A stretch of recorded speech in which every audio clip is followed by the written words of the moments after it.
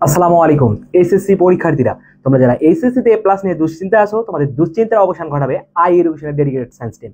এরই ধারাবাহিকতায় আজকে আমি তোমাদের সাথে যুক্ত আছি তোমাদের সোহান ভাইয়া নতুন আরেকটি লাইভ ক্লাস নিয়ে। তোমরা ইতিমধ্যে অ্যানাউন্সমেন্ট অনুযায়ী জেনে গেছো, আজকে কিন্তু আমরা মৌলের পর্যাবৃত্ত ধর্ম ও রাসায়নিক বন্ধন অর্থাৎ রসায়নের একটি খুবই ইন্টারেস্টিং ক্লাস নিয়ে হাজির হয়ে গেছি। এবং তোমরা ইতিমধ্যে মৌলের পর্যাবৃত্ত ধর্ম ও রাসায়নিক বন্ধনের পর্ব 2 পর্যন্ত ক্লাস কিন্তু করে ফেলেছো। আমরা আজকে মৌলের পর্যাবৃত্ত ধর্ম ও রাসায়নিক বন্ধনের পর্ব 3 এর ক্লাসটি করব। তাই সবাই ক্লাসের শুরুতে ভাইয়াকে জানাও যে ভাইয়া সাউন্ড এবং স্ক্রিন সবকিছু পারফেক্ট আছে কিনা। যদি সবকিছু পারফেক্ট থাকে আমরা খুব দ্রুতই আজকে আমাদের ইন্টারেস্টিং ক্লাসটি করব। এবং আজকের ক্লাসের মাধ্যমে আমি তোমাদেরকে যে টপিকগুলো কমপ্লিট করে দিব এবং অলমোস্ট এই চ্যাপ্টারের 80% টপিক তোমাদের কভার হয়ে যাবে আজকের এই ক্লাসের মাধ্যমে। এবং আমি আরো একটি ক্লাস নিব, ওই ক্লাসের মাধ্যমে পুরো চ্যাপ্টার তোমাদের একবারে basic to advance level complete হবে। আমরা একটু ক্লাসটা শুরুর আগে আমাকে একটুখানি বলো যে সবকিছু পারফেক্ট আছে কিনা। যদি সবকিছু পারফেক্ট থাকে তাহলে আমরা খুব দ্রুতই আমাদের আজকের ক্লাসটি শুরু করে দিব। এবং আমরা বিগত যে 2টা ক্লাস করেছি ওই 2টা ক্লাসে আমরা কিন্তু অলমোস্ট তোমাদের যে টপিকগুলো কমপ্লিট করেছি আর কিছু যে টপিক রয়েছে সেই টপিকগুলো আজকে আমরা কমপ্লিট করে দেব। এবং এই টপিকগুলোর মধ্যে আজকে ফাজানের নীতি যেটা ভাইটাল রোল প্লে করে থাকে তোমাদের এইচএসসি বোর্ড পরীক্ষার ক্ষেত্রে, এবং তাছাড়াও এবং কোনটা আমাদের ধাতু হবে, কোনটা সবচেয়ে বেশি পরিমাণে ধাতব ধর্ম প্রদর্শন করবে, কোনটা করবে না, এবং কোনগুলো দিয়ে আমরা খুব সহজে বিকারক দিয়ে আমরা কিভাবে এখান থেকে ক্র্যাক করতে পারবো, এবং পর্যাবৃত্তিক ধর্মের মধ্যে কিছু পার্ট রয়েছে যেগুলো আমরা কিভাবে ক্র্যাক করবো, সব বিষয়ে আজকে আমি ইন ডিটেলস আলোচনা করব। তাই সবাই ক্লাসটায় দ্রুত যুক্ত হয়ে যাও এবং সবাই সবার ফ্রেন্ডদেরকে মেনশন করে জানিয়ে দাও। আমরা আর কালক্ষেপণ করব না, আমরা খুব দ্রুতই আমাদের আজকের ক্লাসটি শুরু করে দিব। আমিও একটুখানি চেক করে নিচ্ছি যে এভরিথিং পারফেক্ট আছে কিনা। যদি সবকিছু পারফেক্ট থাকে আমি খুব দ্রুতই আমাদের আজকের ক্লাসটি শুরু করে দিব। একটু সবাই ভাইকে জানাও, এই তো অনেকেই যুক্ত হয়ে গেছে। ওয়ালাইকুম আসসালাম ভাইয়া, কি অবস্থা সবার, সবাই কেমন আছো?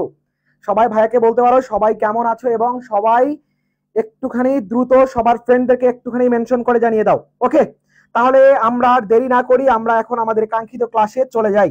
ওয়ালাইকুম আসসালাম ভাইয়া। ওকে, সবাইকে সবার কি অবস্থা সবাই একটু জানাও। ওকে, তাহলে চলেন আমরা আর কালক্ষেপণ করিব না, আমরা আমাদের ক্লাসটি শুরু করে দিই। দেখো ভাইয়া, আমরা সর্বপ্রথম যে কোশ্চেনটি রাখা হয়েছে সেই কোশ্চেনটা কি বলেছে যে কোনটির উভয় ধর্মী বা উভধর্মী, উভয় ধর্মী মানে একই, আমরা জানি যে 2 ধরনের ধর্ম হয়ে থাকে, অর্থাৎ এসিডিক ধর্ম আর একটা হয় যে কি ভাই আমাদের ক্ষারীয় ধর্ম। এই এসিডিক ধর্ম এবং ক্ষারীয় ধর্ম দুইটার মধ্যে রিপ্রেজেন্ট করে থাকে কোন অক্সাইড গুলো হয়ে থাকে, সেগুলো বিষয়ে আমাদের যদি জানা থাকে আমি খুব সহজেই এখান থেকে যেভাবেই কোশ্চেন আসুক না কেন তুমি খুব সহজেই কি করতে পারবা, কাট করতে পারবা। অর্থাৎ যে অ্যাসিড বা অক্সাইড গুলো একই সাথে অ্যাসিডীয় ধর্ম এবং কি হয় ক্ষারীয় ধর্ম প্রদর্শন করে থাকে তাদেরকে বলা হয় উভধর্মী অক্সাইড। ওকে, আশা করি তোমরা সবাই বুঝতে পারতেছো। এবং ভাইয়া একটুখানি সবাই ভাইয়ের সাথে রেসপন্স করো এবং এই কোশ্চেনটার আনসার দিয়ে দাও।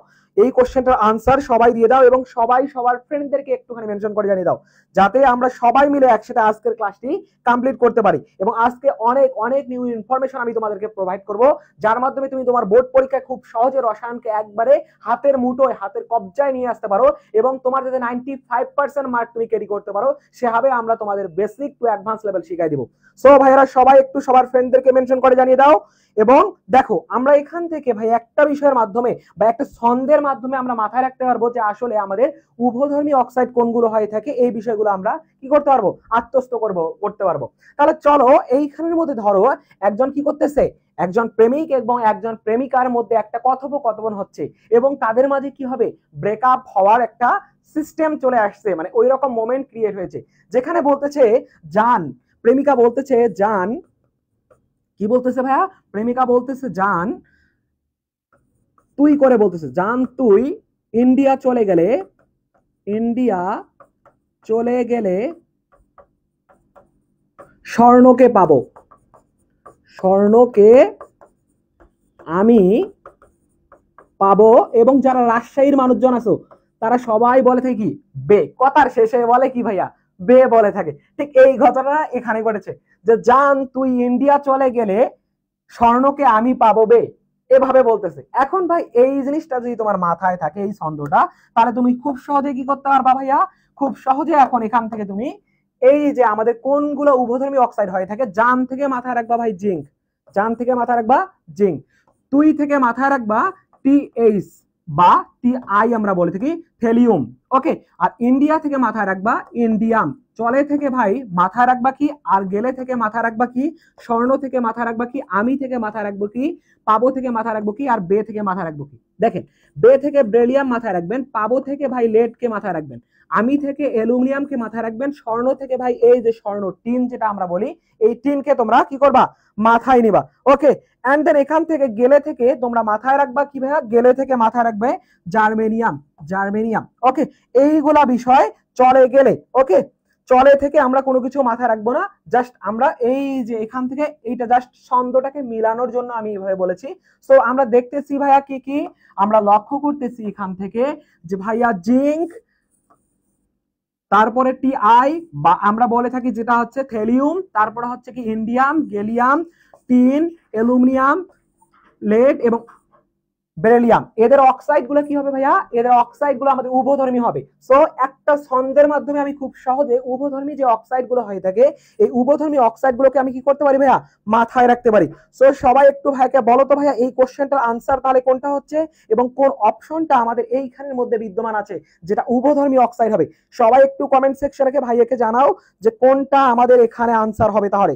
এবং সবাই ক্লাসের শুরুতে একটুখানি ক্লাসটা শেয়ার করে দিবা, এবং তোমরা যদি এই ক্লাসের পিডিএফ পেতে চাও অবশ্যই তোমাকে ক্লাসটা শেয়ার করে দিতে হবে, এবং ক্লাসটা শেয়ার করে কি করতে হবে ভাইয়া, পিডিএফটা তোমাদেরকে নিতে হবে। কারণ আমি সুন্দর মতো তোমাদেরকে একবার অ্যানালাইসিস করে যে যে টপিক একবার হট স্পট বলা হয় থেকে বা জেস্ট পয়েন্ট যেগুলো আছে, এই জেস্ট পয়েন্ট গুলো কিন্তু কোশ্চেন আমি এখানে নিয়ে এসেছি, এবং কিওয়ার্ড গুলো কিন্তু এখানে সুন্দর মতো তোমাদের গুছানো থাকবে। তাই সবাই কি করবা, সবাই একটু ভাইয়াকে এই কোশ্চেনটা আনসার জানাবা এবং সবাই একটু ক্লাসটা শেয়ার করে দিবা।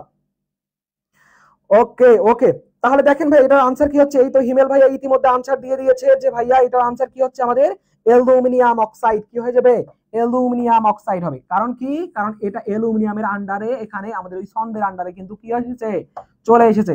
এখানে সোডিয়াম অক্সাইডও হবে না, আয়রন অক্সাইডও হবে না। সো আমাদের এইগুলা বাকি যে অপশন আছে, এই বাকি অপশনগুলো আমাদের হতে পারতেছে না, যার কারণে এটাও আমাদের হবে না, এটা হবে না, এটাও হবে না।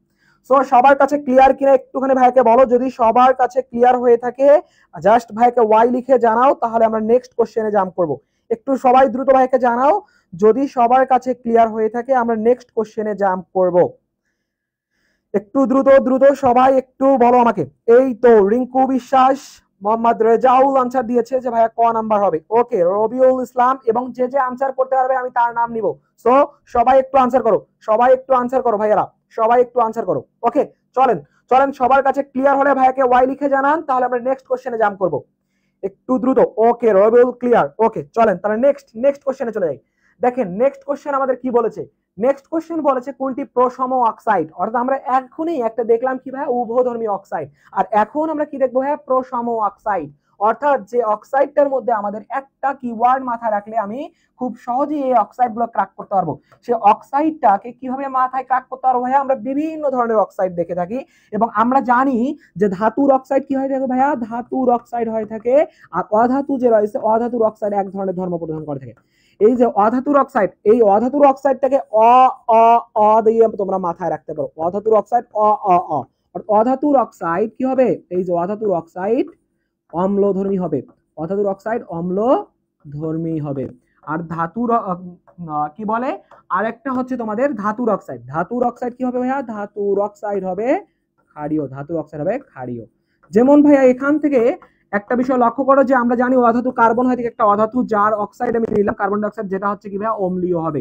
আর যদি আমি যদি ধাতু নেই, যেমন সোডিয়াম অক্সাইড, সোডিয়াম অক্সাইডের ক্ষেত্রে কি হয় থেকে ভাইয়া, সোডিয়াম অক্সাইডের ক্ষেত্রে আমি সোডিয়াম অক্সাইড নিলাম। এখন এই সোডিয়াম অক্সাইড যে রয়েছে, এই সোডিয়াম অক্সাইডের ক্ষেত্রে আমি লক্ষ্য করতেছি সোডিয়াম একটা কি ভাইয়া, ধাতু। সোডিয়াম একটা কি ভাইয়া, ধাতু। সোডিয়াম একটা কি, ধাতু। সোডিয়াম যদি একটা ধাতু হয়ে থাকে তাহলে তার অক্সাইড কি হয়ে গেছে, ক্ষারীয় হয়ে গেছে।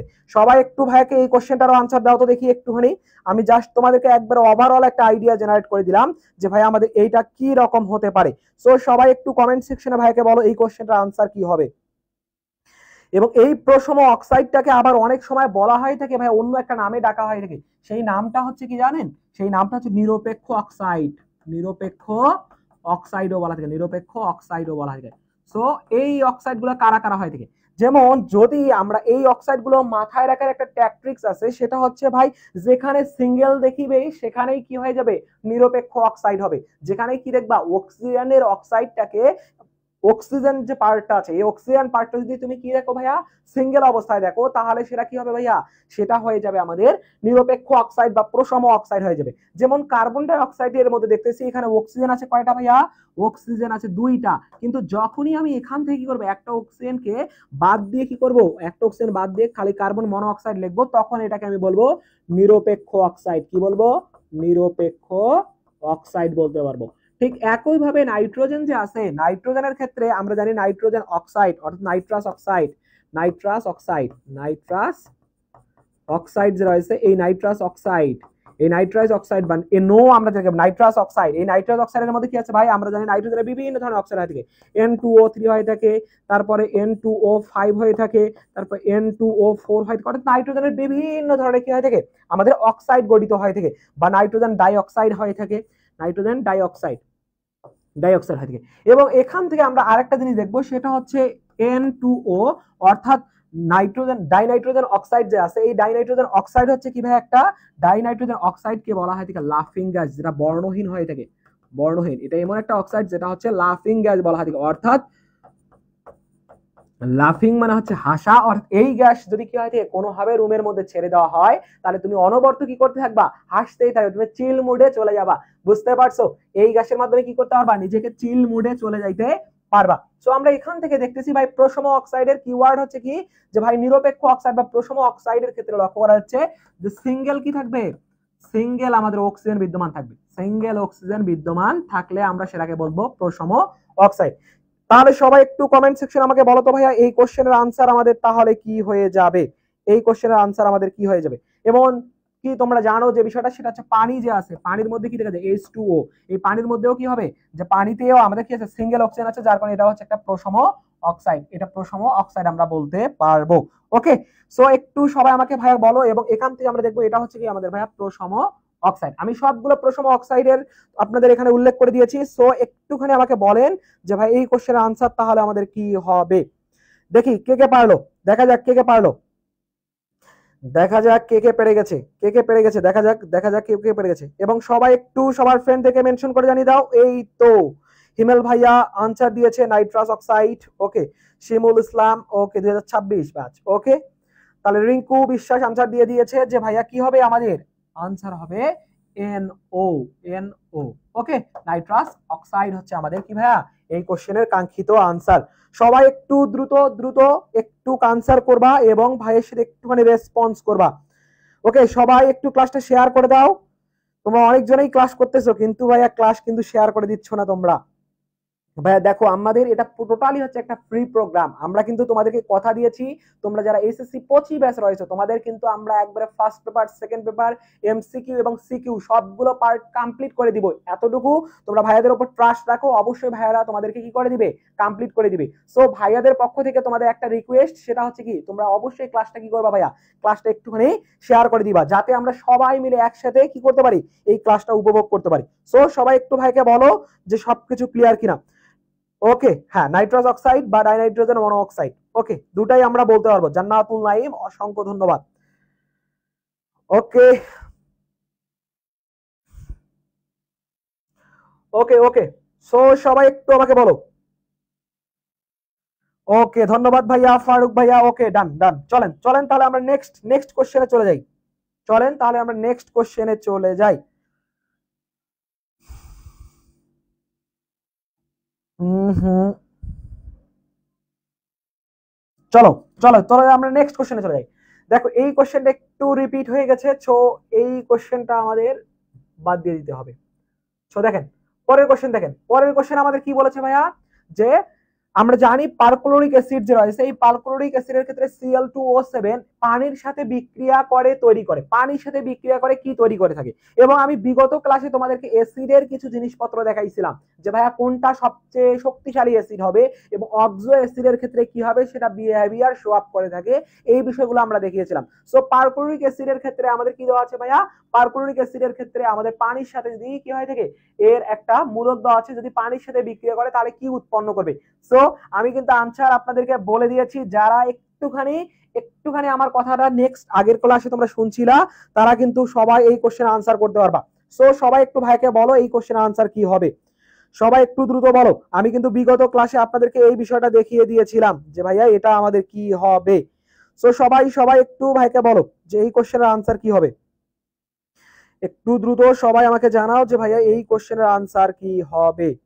এটা কিন্তু খুবই ইজি, খুবই ইজি, খুবই ইজি একটা কোশ্চেন। সো সবাই এটার আনসার জানাও। দেখো পানির সাথে কিসের বিক্রিয়া হবে ভাইয়া, আমরা লক্ষ্য করতেছি এখান থেকে যে Cl2O7 এর সাথে পানির বিক্রিয়া হবে, Cl2O7 এর সাথে পানির বিক্রিয়া হবে। সো Cl2O7 এর সাথে কি করবো ভাইয়া, পানি যে আছে পানির বিক্রিয়া ঘটাবো। সো আমি পানি যদি নেই তাহলে এখান থেকে কি হবে ভাইয়া, হাইড্রোজেন, ক্লোরিনের সাথে কি হবে, হাইড্রোজেন যুক্ত হয়ে যাবে, ক্লোরিনের সাথে কি হবে, হাইড্রোজেন যুক্ত হয়ে HClO4 অর্থাৎ পারক্লোরিক অ্যাসিড উৎপন্ন হয়ে যাবে। কি হয়ে যাবে, পারক্লোরিক অ্যাসিড উৎপন্ন হবে। বাট এখানে ভাই আমাদের ক্লোরিন কোনোভাবে উৎপন্ন হতে পারে না, HOCl এটা উৎপন্ন হতে পারতেছে না, হাইড্রোক্লোরিক অ্যাসিড তো মানে উৎপন্ন হওয়ার ভাই এখানে কোনো জায়গায় নেই। কারণ ভাই এটা কি করবে, পানির সাথে যখন জলীয় দ্রবণের সাথে বিক্রিয়া করে থাকে, জলীয় দ্রবণের সাথে বিক্রিয়া করার ফলে এখান থেকে অক্সিজেন যে আছে অক্সিজেন রিডিউস করে দিয়ে থাকে বাইরের দিকে, আর এখান থেকে পারক্লোরিক অ্যাসিড উৎপন্ন করে থাকে। সো এটার আনসার কি হবে সবাই বলো, এটা কিন্তু একটা আমাদের জানা কোশ্চেন ছিল। সো সবাই একটু বলেন আমাকে ভাই এটার আনসার কি হবে, সবাই একটু দ্রুত ভাইকে বলো যে এটার আনসার কি হবে।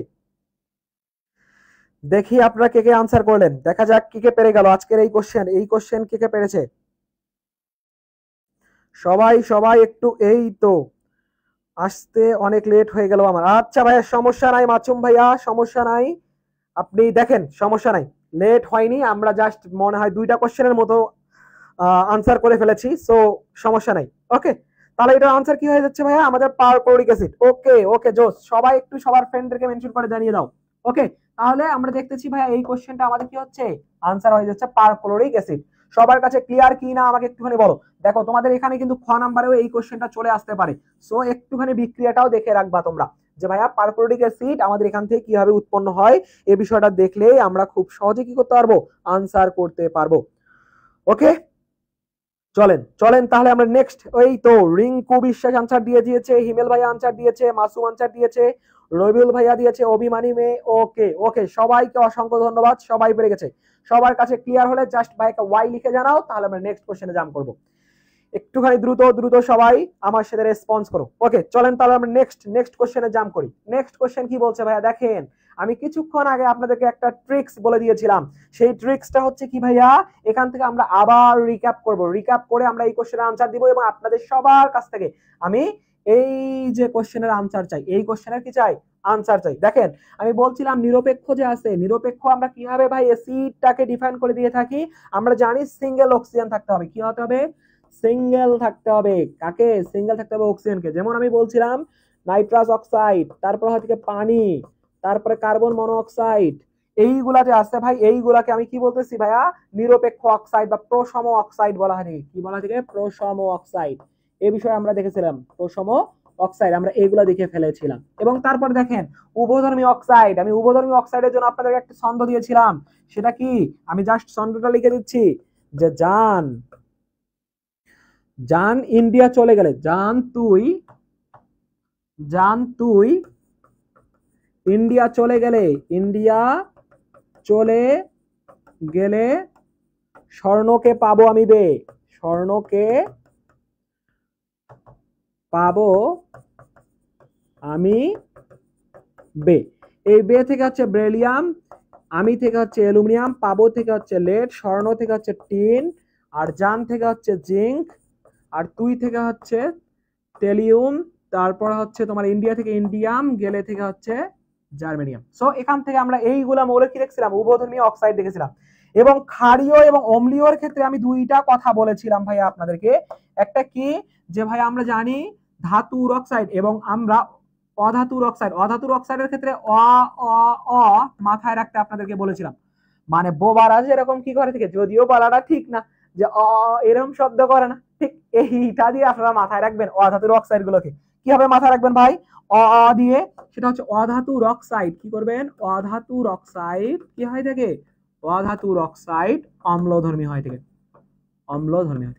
তাহলে ঠিক তার বিপরীত কি হয়ে যাবে, ঠিক তার বিপরীতটা আমাদের কি হয়ে যাবে ভাইয়া, যে ধাতুর অক্সাইড, ধাতুর অক্সাইড কি হবে, ধাতুর অক্সাইড আমাদের ক্ষারীয় হয়ে যাবে, ধাতুর অক্সাইড ক্ষারীয় হবে। এবং ধাতুগুলা কোথায় অবস্থান করে আমরা জানি, সেটা হচ্ছে যে ক্ষার ধাতু দেখেছিলাম, তারপরে হচ্ছে আপনাদের মৃৎ ক্ষার ধাতু দেখেছিলাম, আকরিক বা চালকোজেন, তারপরে হচ্ছে গ্রুপের মধ্যে মৌলগুলো যে দেখেছিলাম। সো আমরা বলেছিলাম একটা কথা যে পি ব্লক যে রয়েছে, পি ব্লকের মধ্যে সবচেয়ে বেশি পরিমাণে কি হয় দেখে ভাইয়া, অধাতু দেখা যায়। সো অধাতুর ক্ষেত্রে আমরা জানি যে ভাইয়া কি হয় দেখে, যে boron, carbon, nitrogen, oxygen, fluorine, তারপর এদিকে আমাদের হচ্ছে সিলিকন, এরকম phosphorus, sulphur, silicon, phosphorus, sulphur, silicon, এরকম আমাদের মৌলগুলো যে আছে এভাবে এভাবে আমাদের কি হয় থাকে অবস্থান করে যে থাকে। এই মৌলগুলো কি হয় থাকে ভাইয়া, অধাতু হয়ে থাকে। সো সিলিকন যে আছে আমরা জানি পর্দা সারণীর বাম দিক থেকে ডান দিকে গেলে কি হয় থাকে ভাইয়া, অধাতব ধর্ম বৃদ্ধি পায়। অধাতব ধর্ম কি হয় থাকে, অধাতব ধর্ম বৃদ্ধি পায়, অধাতব ধর্ম বৃদ্ধি পায়। আর উপর থেকে নিচের দিকে গেলে ধাতব ধর্ম কি হয় থাকে, ধাতব ধর্ম হ্রাস পায়, ধাতব ধর্ম হ্রাস পায়, হ্রাস পায়।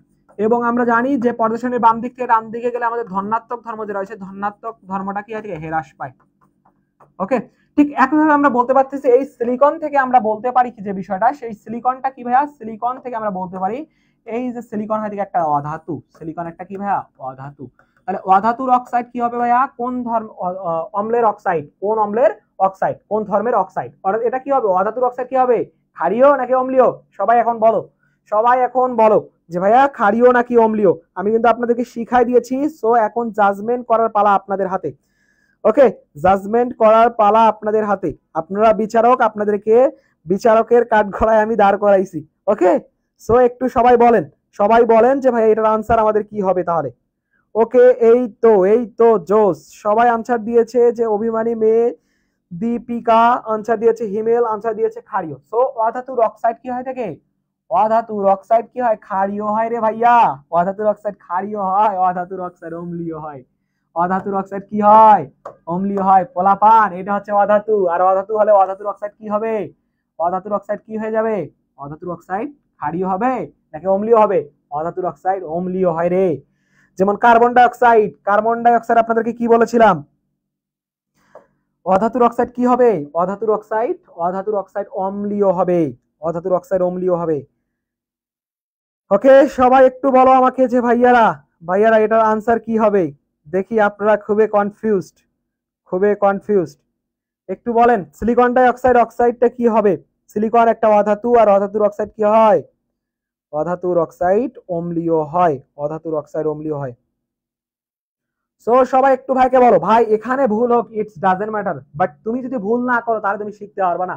তুমি একটা আমি কিছুক্ষণ আগে আপনাদেরকে বলেছিলাম, বাট আমি আবার কোশ্চেন, এটা ওই ধাঁচের একটা কোশ্চেন রেখেছি, কি কারণে, কারণ আপনারা যাতে ভুল করতে পারেন, এই ভুলটা যাতে আপনার পরীক্ষার হলে না হয়, এজন্য কিন্তু আমি এইরকম ভাবে একটা কোশ্চেন সেট আপ করে রেখেছি, যাতে আপনাদের ভর্তি মানে পরীক্ষার ক্ষেত্রে যাতে এই ভীতিটা না থাকে যে ভাই আমার কনফিউজড লেগে যাচ্ছে যে কি রকম আমার হবে। ওকে, সো সবাই একটু ভাইকে বলো যে ভাইয়া এই কোশ্চেনটা সবার কাছে ক্লিয়ার কিনা, সবাই একটু ভাইকে বলো এই কোশ্চেনটা সবার কাছে ক্লিয়ার কিনা। যদি সবার কাছে ক্লিয়ার হয়ে থাকে তাহলে আমরা নেক্সট কোশ্চেনে জাম্প করব। ওকে, সমস্যা নাই, সমস্যা নাই। আচ্ছা, হাবিব আক্তার, ওকে ঠিক আছে ভাইয়া, আপনার আনসার তো দেখেন, আচ্ছা আপনার আনসার দেখেছি, আপনার আনসার দেখেছি এবং আপনার নামও নিয়েছি। ওকে, ওকে সবার ক্লিয়ার, ক্লিয়ার ক্লিয়ার কিনা বলো আমাকে, যদি ক্লিয়ার হয় ওয়াই লিখে জানাও, তাহলে আমরা নেক্সট কোশ্চেনে জাম্প করি। নেক্সট কোশ্চেন দেখেন, এই যে দেখো ভাই এখানে বলেছে নিচের কোনটি মিশ্র অ্যানহাইড্রাইট, নিচের কোনটি মিশ্র অ্যানহাইড্রাইট। সো নিচের কোনটি মিশ্র অ্যানহাইড্রাইট, অর্থাৎ আমরা এখান থেকে দেখতেছি নাইট্রোজেনের অক্সাইড গুলো আছে। সো সবাই একটু আনসার করেন দেখি, তারপর আমি আপনাদেরকে এখান থেকে আনসার দেব যে ভাইয়া কেন আমাদের কোনটা মিশ্র অ্যানহাইড্রাইট। মিশ্র অ্যানহাইড্রাইট বলতে বোঝাচ্ছে আপনাদেরকে ভাইয়া দুই বা ততোধিক অক্সাইড বা অ্যাসিডের সাথে যুক্ত হয়ে যদি আমাদের কি হয় অক্সাইড গুলো উৎপন্ন হয়ে থাকে, তাহলে সেটাকে বলা যায় মিশ্র অ্যানহাইড্রাইট। মিশ্র বলতে আমরা বুঝি দুই বা ততোধিক আমাদের কি হবে পদার্থ বা যৌগ থেকে কি হবে, যে এখান থেকে অক্সাইড যদি কনস্ট্রাক্ট হয়ে থাকে বা গঠিত হয়ে থাকে, তাহলে সেটাকেই বলবো আমরা মিশ্র অ্যানহাইড্রাইট। সো একটু আনসার করেন সবাই, সবাই সবাই একটু আনসার করেন যে ভাইয়া এই কোশ্চেনের আনসার কি হবে তাহলে। ওকে, ক্লিয়ার ক্লিয়ার, ওকে চলেন তাহলে এই কোশ্চেনে একটু আনসার করেন। দেখেন এখান থেকে আমরা লক্ষ্য করতেছি যে ভাইয়া কি আছে আমাদের, আমাদের এখানে দেওয়া আছে বিভিন্ন ধরনের অক্সাইড, এবং অক্সাইড গুলোর মধ্যে যে অক্সাইডটা দেওয়া আছে সেটা হচ্ছে নাইট্রোজেন যে রয়েছে, নাইট্রোজেনের অক্সাইড, অর্থাৎ নাইট্রোজেন যৌগ আমাদের দেওয়া আছে। নাইট্রোজেন যে রয়েছে এই নাইট্রোজেনের যৌগগুলো আমাদের দেওয়া আছে। সো নাইট্রোজেনের যৌগগুলো যেহেতু দেওয়া আছে, এদের মধ্যে অক্সাইডগুলো যে আছে এই অক্সাইডগুলোর যদি আমরা লক্ষ্য করি বা অক্সাইডের প্রস্তুতির বিষয়গুলো আমরা যদি লক্ষ্য করি, তাহলে লক্ষ্য করেন যে ভাই এখানে কি আছে, সোডিয়াম নাইট্রেট। সোডিয়াম নাইট্রেট যে আছে এই সোডিয়াম নাইট্রেট এবং যদি কি হয় থাকে অ্যামোনিয়াম ক্লোরাইড থেকে আমাদের কি হয় থাকে সোডিয়াম ক্লোরাইড এবং কি হয় থাকে অ্যামোনিয়াম নাইট্রেট যে রয়েছে অ্যামোনিয়াম নাইট্রেট উৎপন্ন হয় থাকে। অ্যান্ড দেন এখান থেকে আমাদের অ্যামোনিয়াম নাইট্রেট যে রয়েছে এই অ্যামোনিয়াম নাইট্রেটকে যদি আমরা কি থেকে 250 ডিগ্রি সেলসিয়াস তাপমাত্রা উত্তপ্ত করে থাকি, তাহলে আমাদের এখান থেকে ডাইনাইট্রোজেন অক্সাইড বা লাফিং গ্যাস আমাদের উৎপন্ন হয় থাকে, যেটা হয় থাকে বর্ণহীন। যেটা কি হয় থাকে ভাইয়া বর্ণহীন, অর্থাৎ এখানে পানি উৎপন্ন হচ্ছে। অর্থাৎ আমরা এখান থেকে লক্ষ্য করলাম যে নাইট্রাইট থেকে আমাদের কি হচ্ছে ভাইয়া, জাস্ট একটা নাইট্রাইট থেকে আমাদের ডাইনাইট্রোজেন অক্সাইড উৎপন্ন হচ্ছে।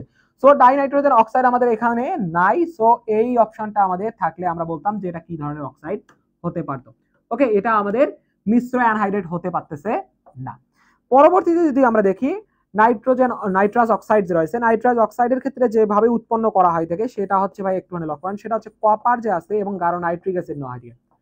গাঢ় নাইট্রিক অ্যাসিড যদি আমরা নেওয়ার পরে এখান থেকে উৎপন্ন হয় থেকে আমাদের cuprous nitrite NO3 cuprous nitrite plus আমাদের উৎপন্ন হয় থেকে নাইট্রাস অক্সাইড উৎপন্ন হয় থেকে এবং সাথে পানি উৎপন্ন হয়। সো আমরা এখান থেকেও লক্ষ্য করতেছি ভাই দুইটা অ্যাসিডের মাধ্যমে এখানে গঠিত হচ্ছে না। সো আমাদের এই অপশনটাও এখান থেকে আমাদের হওয়ার কোনো চান্স বা সুযোগ নাই। এখন পরবর্তীতে যদি আমরা লক্ষ্য করি যে ভাই আমাদের এখান থেকে আসলে কি হওয়ার কথা, আসলে আমাদের হবেটা কি। সো আমি দুইটা অক্সাইডের পার্ট আপনাদেরকে দেখাই দিয়েছি। সো আপনারা একটু আনসার করার ট্রাই করেন। যেমন দেখেন এখান থেকে যদি আমরা একটা বিষয় লক্ষ্য করি যে ডাইনাইট্রোজেন ট্রাইঅক্সাইড বা ডাইনাইট্রোজেন পেন্টাঅক্সাইড যে রয়েছে এদের ক্ষেত্রেও আমাদের এরকম বিষয়টা লক্ষ্য করা যাবে না। বাট যদি আমরা টেট্রাঅক্সাইড যে রয়েছে ডাইনাইট্রোজেন টেট্রাঅক্সাইডের ক্ষেত্রে একটা কাজ করে থাকি, সেখানে যদি আমরা পানি যুক্ত করে দিই, কি যুক্ত করে দিই ভাইয়া, পানি যুক্ত করে দিই। পানি যুক্ত করে দিলে এখান থেকে আমাদের কি হবে, H2O। পানি যুক্ত করে দিলে আমাদের নাইট্রিক অ্যাসিড উৎপন্ন হবে এবং HNO2 উৎপন্ন হবে। অর্থাৎ যেখানে আমরা লক্ষ্য করতেছি দুইটাই কি হচ্ছে, আমাদের অ্যাসিড উৎপন্ন হচ্ছে। অর্থাৎ এই দুটার সমন্বয়ে বা মিক্স আপে আমাদের এই অক্সাইডটা গঠিত হচ্ছে।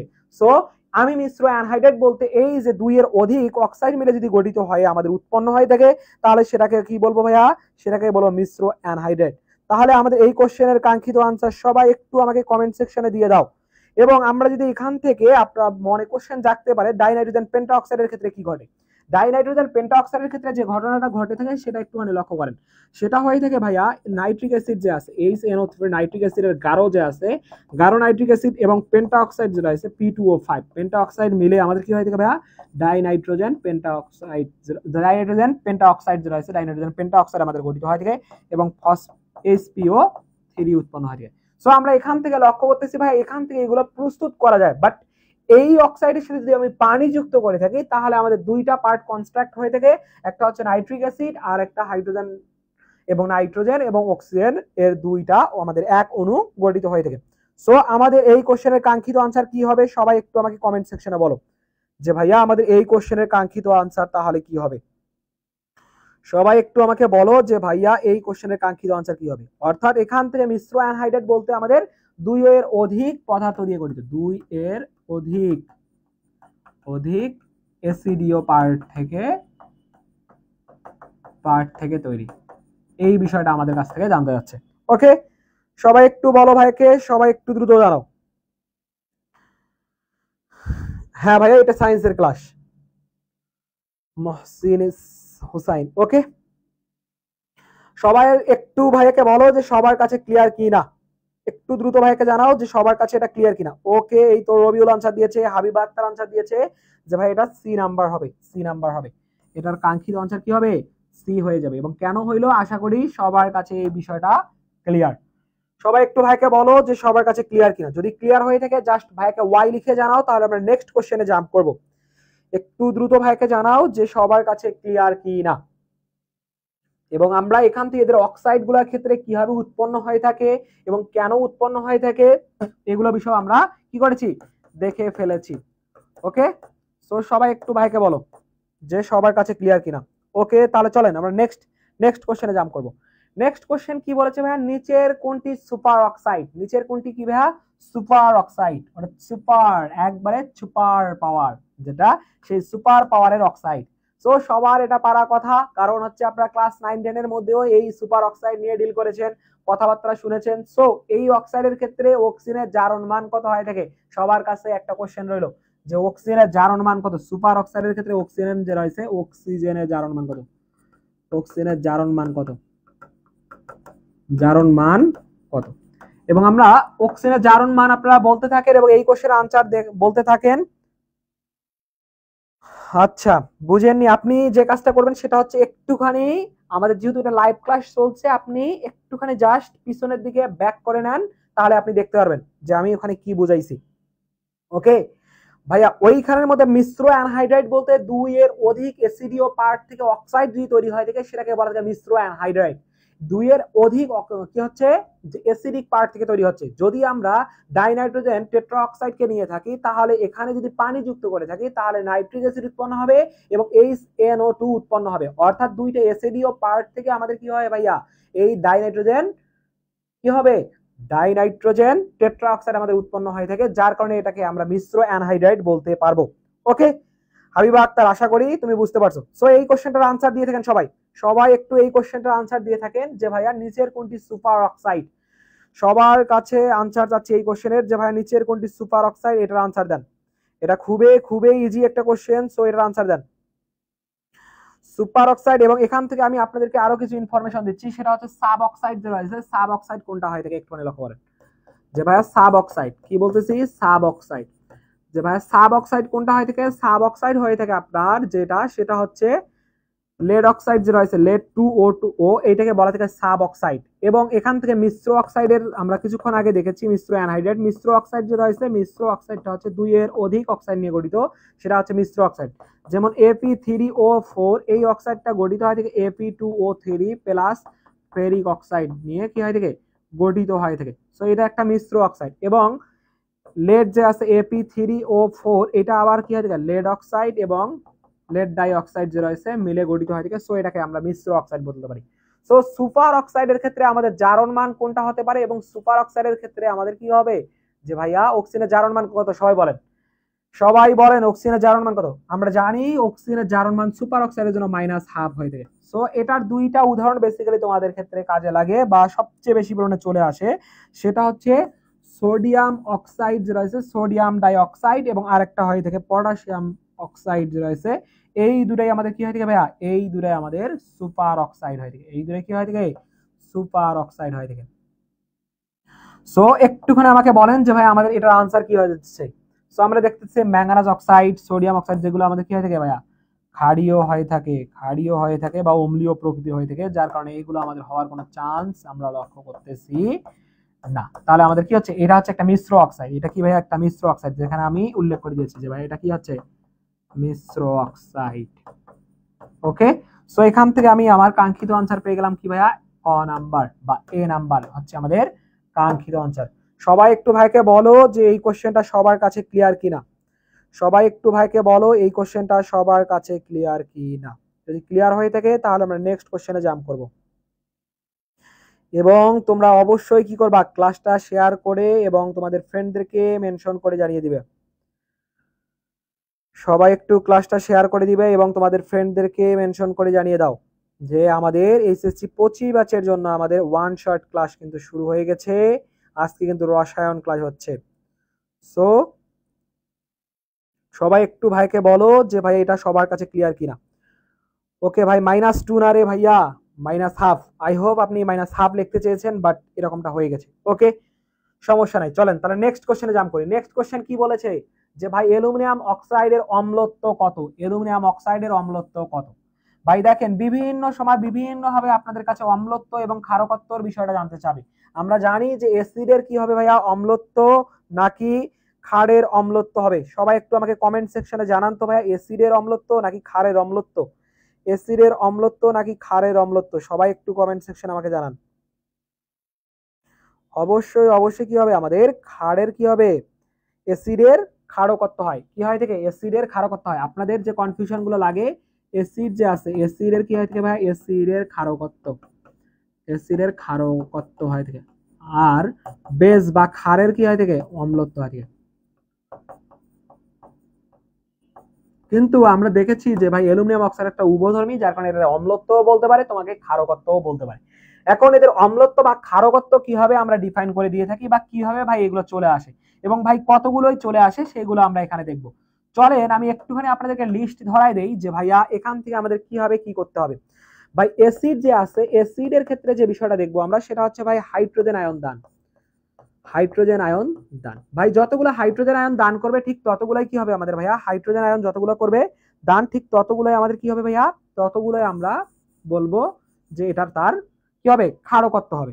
যেমন এইখান থেকে দেখেন হাইড্রোক্লোরিক অ্যাসিড, হাইড্রোক্লোরিক অ্যাসিডের ক্ষেত্রে কি হয় ভাইয়া, একটা হাইড্রোজেন আয়ন আমাদের দান করে দিয়ে থাকে, যার কারণে তার অম্লত্ব বা ক্ষারকত্ব আমরা বলতে পারবো তার ক্ষারকত্ব হচ্ছে 1।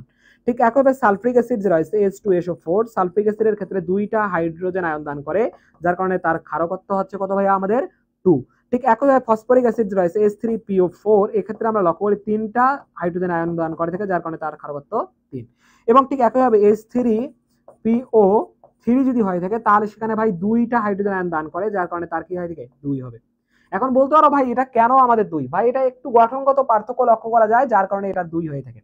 ঠিক একইভাবে যদি আমরা পরবর্তী পার্টে লক্ষ্য করি যে ভাইয়া এখান থেকে যদি আমাদের কি অ্যাসিডিক অ্যাসিড হয়, ঠিক আছে, CH3COOH, এখান থেকে আমাদের কি থাকে একটা মাত্র হাইড্রোজেন আয়ন দান করে দিয়ে থাকে, যার কারণে তার ক্ষারকত্ব হচ্ছে 1, যার কারণে তার ক্ষারকত্ব কি হবে 1 হবে। যদি এভাবে অ্যাসিডিক মূলক দুইটা যুক্ত থাকে COOH, তাহলে এখান থেকে আমাদের দুইটা হাইড্রোজেন আয়ন বের হয়ে যাবে, যার কারণে এখান থেকে আমি বলবো দুইটা হাইড্রোজেন আয়ন দান, যার কারণে তার কি হবে, ক্ষারকত্ব হবে 2। এবং মোটা দাগে যদি আমি তোমাদেরকে একটু বিষয়টা বলি যে ভাইয়া এখান থেকে আমাদের ঘটনাটা আসলে কি ঘটতেছে, সেটা হচ্ছে যে ভাই লবণ বা অক্সাইড যদি হয়, লবণ বা অক্সাইড, লবণ বা অক্সাইড যে আছে এই লবণ বা অক্সাইড, আচ্ছা আচ্ছা ওকে চলেন, লবণ বা অক্সাইড যে রয়েছে, লবণ বা অক্সাইডের ক্ষেত্রে ক্যাটা মোট চার্জ, ক্যাটায়নের মোট চার্জ, ক্যাটায়নের কি করবো ভাইয়া, ক্যাটায়নের মোট চার্জ, ক্যাটায়নের মোট চার্জ রয়েছে, মোট চার্জটাই হবে কি ভাইয়া লবণের ক্ষেত্রে হয়। যেমন সোডিয়াম কার্বনেট যদি আমি লক্ষ্য করি, সোডিয়াম কার্বনেটের ক্ষেত্রে কি লক্ষ্য করা যাবে, সোডিয়ামের হচ্ছে চার্জ কত, সোডিয়াম দুইটা আছে, সোডিয়াম আয়ন, সো এখান থেকে কি হবে তার মোট চার্জ হবে +2, সো তার ক্যাটায়ন হচ্ছে কত ভাইয়া, যে তার আমাদের এখানে এর অম্লত্ব বা ক্ষারকত্ব আমরা লক্ষ্য করব +2। ঠিক একইভাবে যদি তুমি এখান থেকে একটা বিষয় লক্ষ্য করো যে ভাইয়া ফেরিক অক্সাইড Fe2O3, এর ক্ষেত্রে আমরা কি করব দুইটা Fe3+ আমরা লক্ষ্য করব, অর্থাৎ এই ক্ষেত্রে দেখা যাবে 2 × 3 মানে 6 দেখা যাবে। ঠিক একইভাবে অ্যালুমিনিয়াম অক্সাইডের ক্ষেত্রে যদি Al2O3 আমরা করি তাহলে ভাই এখানে কি আসবে দুইটা অ্যালুমিনিয়াম 3+, সো তার চার্জ 2 × হচ্ছে কি ভাই 3 = 6, সো এটা আমরা কি দেখতে পারবো ভাই, অম্লত্ব দেখতে পারবো এটা। ঠিক একইভাবে ক্যালসিয়াম অক্সাইডের ক্ষেত্রে যদি আমি দেখি ক্যালসিয়াম 2+ হয় দেখে, সো তার ক্ষারকত্ব বা অম্লত্ব আমরা বলতে পারবো কি ভাইয়া 2 × কি হবে 1 = আমরা বলবো কি ভাইয়া 2। সো সবাই একটু এই কোশ্চেনটার আনসার দাও যে ভাইয়া আমাদের এটার আনসার কি হয়ে যাবে। আমি আপনাদেরকে ক্ষারের যে ক্ষারকত্ব এবং অম্লকত্ব যে আছে এই বিষয়টা ক্লিয়ার করে দিয়েছি। সো সবাই একটু আনসার দেন ভাইয়া, এবং আপনারা খুব সহজেই তুল্য সংখ্যার বিষয়টাও এখান থেকে কি করতে পারবেন, এই সংখ্যাগুলোই বেশি করে আবার আপনাদের তুল্য সংখ্যা যে রয়েছে যখন আমরা পরিমাণগত রসায়ন চ্যাপ্টার পড়বো ঠিক সেকেন্ড পেপারের ক্ষেত্রে, ঠিক তখন আপনাদের এই বিষয়টা আরো অনেক বেশি কাজে লাগবে।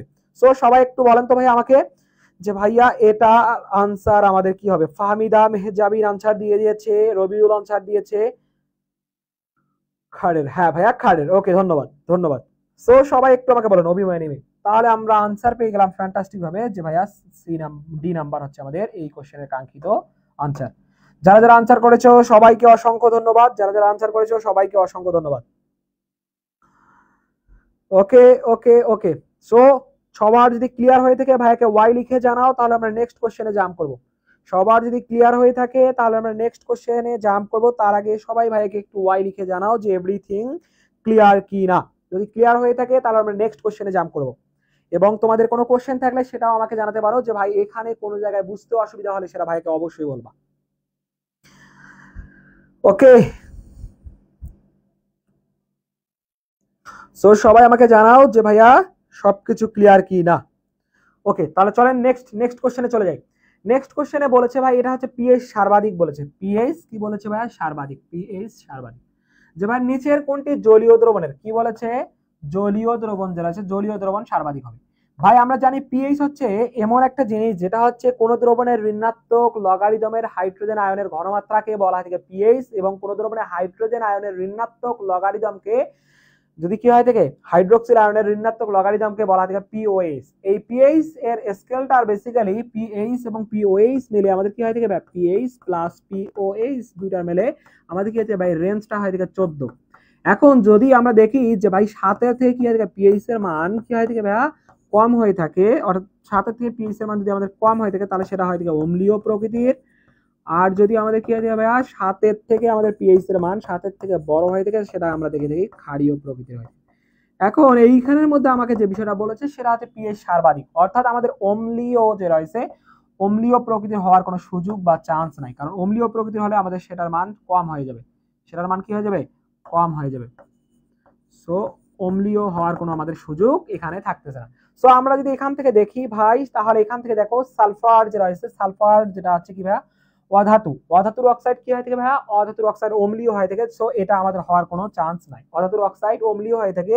সো আমরা এখান থেকে লক্ষ্য করতে পারি অধাতুর অক্সাইড অম্লীয়, যার কারণে আমরা এখান থেকে বলতে পারতেছি যে ভাই এটা অম্লীয় প্রকৃতির হবে, অর্থাৎ এটার পিএইচ এর মান কি হবে কমে যাবে, 7 থেকে কি হবে কম হবে। হাইড্রোজেন ফ্লোরাইড, এখন বলতে পারো ভাই হাইড্রোজেন ফ্লোরাইড তো হওয়ার চান্স আছে। দেখেন একটুখানি এই বিষয়টা যে ভাই এখানে জলীয় দ্রবণের কথা বলেছে, এইখানের মধ্যে যদি আমরা কি দেখি হাইড্রোজেন এবং ফ্লোরিন দেখতেছি, ফ্লোরিনটা হচ্ছে কি আমাদের ভাইয়া ফ্লোরিনটা হচ্ছে একটা অধাতু। এখন এই অধাতু প্রকৃতির কিন্তু এইখানের মধ্যে দেখেন আপনাকে বলেছে পিএইচ সর্বাধিক হবে। এখন হাইড্রোজেন ফ্লোরাইড এবং এইখানের মধ্যে দেখেন যে ফসফিন এবং এখানে কি আছে ভাই অ্যামোনিয়া আছে। এখন এই তিনটার মধ্যে ভাই যে বিষয়টা আপনি লক্ষ্য করবেন যে এখান থেকে দেখেন এদের গঠনগত একটু পার্থক্যের কারণে বেসিক্যালি এখানে কোনটা আমাদের আনসার হবে সে বিষয়টা ডিগনিফাই করা তোমার জন্য একটুখানি ডিফিকাল্ট, বাট একটা তো অবশ্যই ওয়ে আছে। দেখেন হাইড্রোজেন ফ্লোরাইডের ক্ষেত্রে যদি আমরা স্ট্রাকচারটা লক্ষ্য করি যে ভাই হাইড্রোজেন এবং ফ্লোরিনের মধ্যে একটা একটা করে ইলেকট্রন কি করে থাকে শেয়ারের মাধ্যমে বন্ধন গঠন করে থাকে। এবং ফসফিনের ক্ষেত্রে যে বিষয়টা লক্ষ্য করা যায় ফসফিনের সর্বশেষ শক্তি স্তরে 5টা ইলেকট্রন থাকে, বাট এখান থেকে হাইড্রোজেন 3টায় দিয়ে কি হয় থাকে 3টা ইলেকট্রনের মাধ্যমে বন্ধন গঠন করে থাকে, অর্থাৎ 6টা এখানে দিয়ে টোটালি বন্ধন গঠন করে।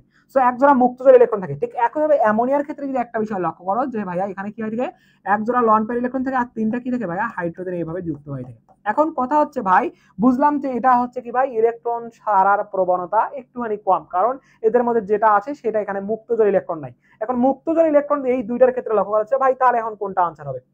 তাহলে এখন আমাদের এই অপশনটা আগেই বাদ চলে গেল, কিন্তু এখানে আমাদের দুইটার ক্ষেত্রে কি দেখা যাচ্ছে মুক্তজোড় ইলেকট্রন লক্ষ্য করা যাচ্ছে। এখন ভাই দুইটার ক্ষেত্রে যে মুক্তজোড় ইলেকট্রন লক্ষ্য করা যাচ্ছে, এখন এইখানের মধ্যে ইলেকট্রন কোনটা ছাড়ার প্রবণতা বেশি দেখাবে? ভাই দেখো কোনটা খুব সহজে কি করবে ইলেকট্রন এক্সেস দিবে বাইরে বের করার। এইখানের মধ্যে বাল্কি গ্রুপ যে আছে, অর্থাৎ এইখানের মধ্যে ভাই দেখো ফসফরাস যে রয়েছে এটা আকারটা অনেক বড় হয়ে থাকে নাইট্রোজেনের তুলনায়। সো এখান থেকে ইলেকট্রনটা পাস করা বা এখানে ইলেকট্রনটা সরিয়ে ফেলা একটু মানে ডিফিকাল্ট হয়ে থাকে নাইট্রোজেনের তুলনায়। বাট নাইট্রোজেন আকার ছোট হওয়ার কারণে এরা খুব সহজেই কি করতে পারে ভাই ইলেকট্রনটা ডোনেট করতে পারে খুব সহজে, বা এক্সেসটা তাদের অনেক বেশি হয়ে থাকে। মানে ছোট মানুষের একটু বাসা বাড়িতে কি হয়ে থাকে এক্সেস বেশি থাকে না বড়দের থেকে, ঠিক একই রকম ঘটনাটা ভাই এখানে লক্ষ্য করা যায় যে ফসফরাসের তুলনায় নাইট্রোজেনের কি হয় থাকে এক্সেসটা একটুখানি বেশি থাকে। এক্সেসটা বেশি থাকার কারণে সেটা কি করবে সবচেয়ে বেশি পরিমাণে আমাদের কি করবে এই যে আমাদের এই ইলেকট্রনটাকে বেশি করে ছেড়ে দিতে পারবে। যদি বেশি পরিমাণে ছেড়ে দেয় সেটা অবশ্যই কি হবে ক্ষারীয় প্রকৃতির লক্ষ্য করা যাবে। আমরা জানি যে এইগুলা কি হয় ক্ষারীয় প্রকৃতির হয়, আর ক্ষারীয় প্রকৃতির হওয়ার কারণে আমরা এখান থেকে কি বলতে পারতেছি ভাইয়া যে এইখানের মধ্যে আমাদের ফসফিনের তুলনায় অ্যামোনিয়া যে রয়েছে অ্যামোনিয়ার কি হবে ক্ষারীয় প্রকৃতির অনেক বেশি পরিমাণ হবে, অত্যাধিক হবে। আর অত্যাধিক যদি হয়ে থাকে সেটার মান অবশ্যই কি হবে আমাদের 7-এর থেকে অনেক বেশি পরিমাণে বড় হবে, এবং সেটা অবশ্যই ফসফিনের তুলনায়ও কি হবে বেশি হবে, যার কারণে ফ্যান্টাস্টিক ভাবে আমাদের আনসার কি হয়ে যাবে ভাই এই যে অ্যামোনিয়াটা হয়ে যাবে। সো সবাই ভাইকে বলো যে এই বিষয়টা সবার কাছে ক্লিয়ার কিনা এবং সবাই ঠিকঠাক ভাবে বুঝতে পারছেন কিনা, এবং কারো যদি কোনো ডাউট থাকে ভাইকে বলতে পারো, তাহলে আমি আবার একবার রিক্যাপ আপনাদের সামনে করে দিব। সবাই একটু আমাকে বলো যে ভাইয়া সবার ক্লিয়ার কি না। যদি সবার ক্লিয়ার হয়ে থাকে তাহলে আমরা নেক্সট কোশ্চেনে জাম্প করব। একটু দ্রুত সবাই আমাকে বলো যে সবার ক্লিয়ার কিনা, এবং কারো কোনো ডাউট থাকলে সেটাও আমাকে বলতে পারো। একটু দ্রুত আমাকে জানাও যে ভাইয়া সবার কাছে ক্লিয়ার কি না। একটু দ্রুত আমাকে বলো যে সবার কাছে ক্লিয়ার কি না। একটু দ্রুত দ্রুত আমাকে জানান যে সবার কাছে ক্লিয়ার কি না। কমেন্ট কি আসতে দেরি করতেছে নাকি?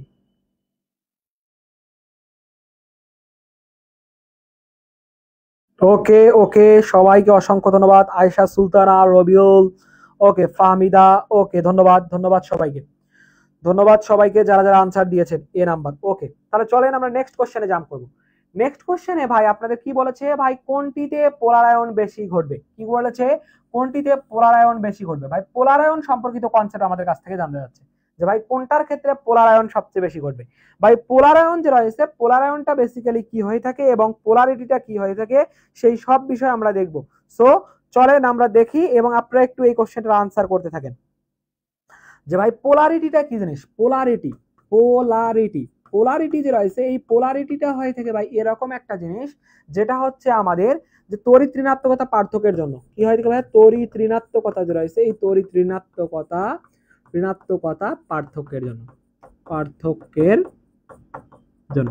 এখন আমার কথা হচ্ছে ভাই তড়িৎ ঋণাত্মকতা, আমি তড়িৎ ঋণাত্মকতার পার্ট আপনাদের সামনে আলোচনা করেছিলাম, যেটা হয় থাকে কি ভাইয়া, যদি সমযোজী বন্ধনের মাধ্যমে ইলেকট্রন শেয়ারের মাধ্যমে বন্ধন গঠন করে থাকে দুইটা যৌগ, এবং এই দুইটা যৌগ যদি আবার কি হয় থাকে নিজেদের দিকে ইলেকট্রন টানার প্রবণতা একটুখানি বেশি থাকে, এবং টানার ফলে যদি দুই দিকে দুইটা প্রান্তের সৃষ্টি হয় থাকে, অর্থাৎ ডাইপোল সৃষ্টি হয় থাকে বা মেরুর সৃষ্টি হয় থাকে, এই মেরু দুটাকে বলা থাকে আবার ডাইপোল। এখন এই ডাইপোলের ক্ষেত্রে এই পোলারিটির পার্টটা কিন্তু তোমাদের চলে আসে। সো তড়িৎ ঋণাত্মকতার ক্ষেত্রে আমরা দেখতেছি যে ইলেকট্রন টানার কার কত বেশি প্রবণতা, এবং সেইগুলোর ক্ষেত্রে মানও আছে, যেমন হাইড্রোজেনের মান হয় থেকে তড়িৎ ঋণাত্মকতার কি হয় থেকে ভাই 2.1 হয় থেকে, এবং আমরা জানি সোডিয়াম যে রয়েছে, সোডিয়ামের মান হচ্ছে 0.9।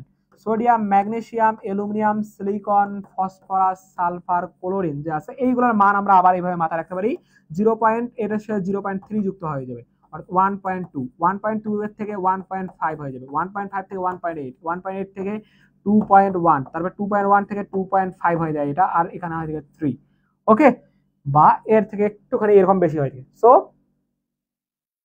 ওকে, এখান থেকে আমরা এইভাবে মানগুলো দেখতে পারি। সো তড়িৎ ঋণাত্মকতার মানটাও আমরা এখান থেকে কি করলাম, রিক্যাপ করে ফেললাম।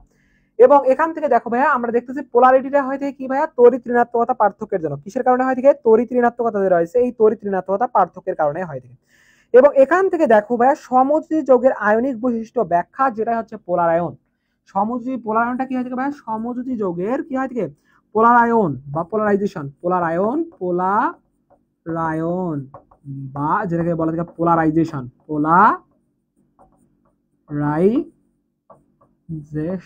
এই পোলারাইজেশনটা কি হয় থেকে ভাই, সমযোজী যৌগের কি হয় থেকে সমযোজী বৈশিষ্ট্য।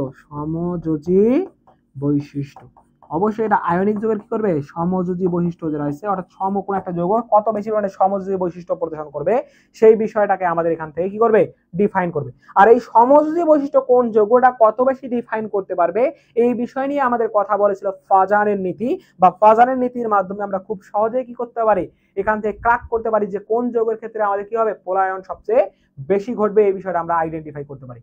সো চলো আমরা দেখি যে ভাই ফাজানের নীতি আমাদের কি বলে। ফাজানের নীতি বলে যে ক্যাটায়নের আকার ছোট, ক্যাটায়ন এর আকার ছোট, এবং পারমাণবিক আকার আমি আপনাদেরকে পড়াইছিলাম, এবং অ্যানায়নের আকার কি হবে, অ্যানায়নের আকার বড়।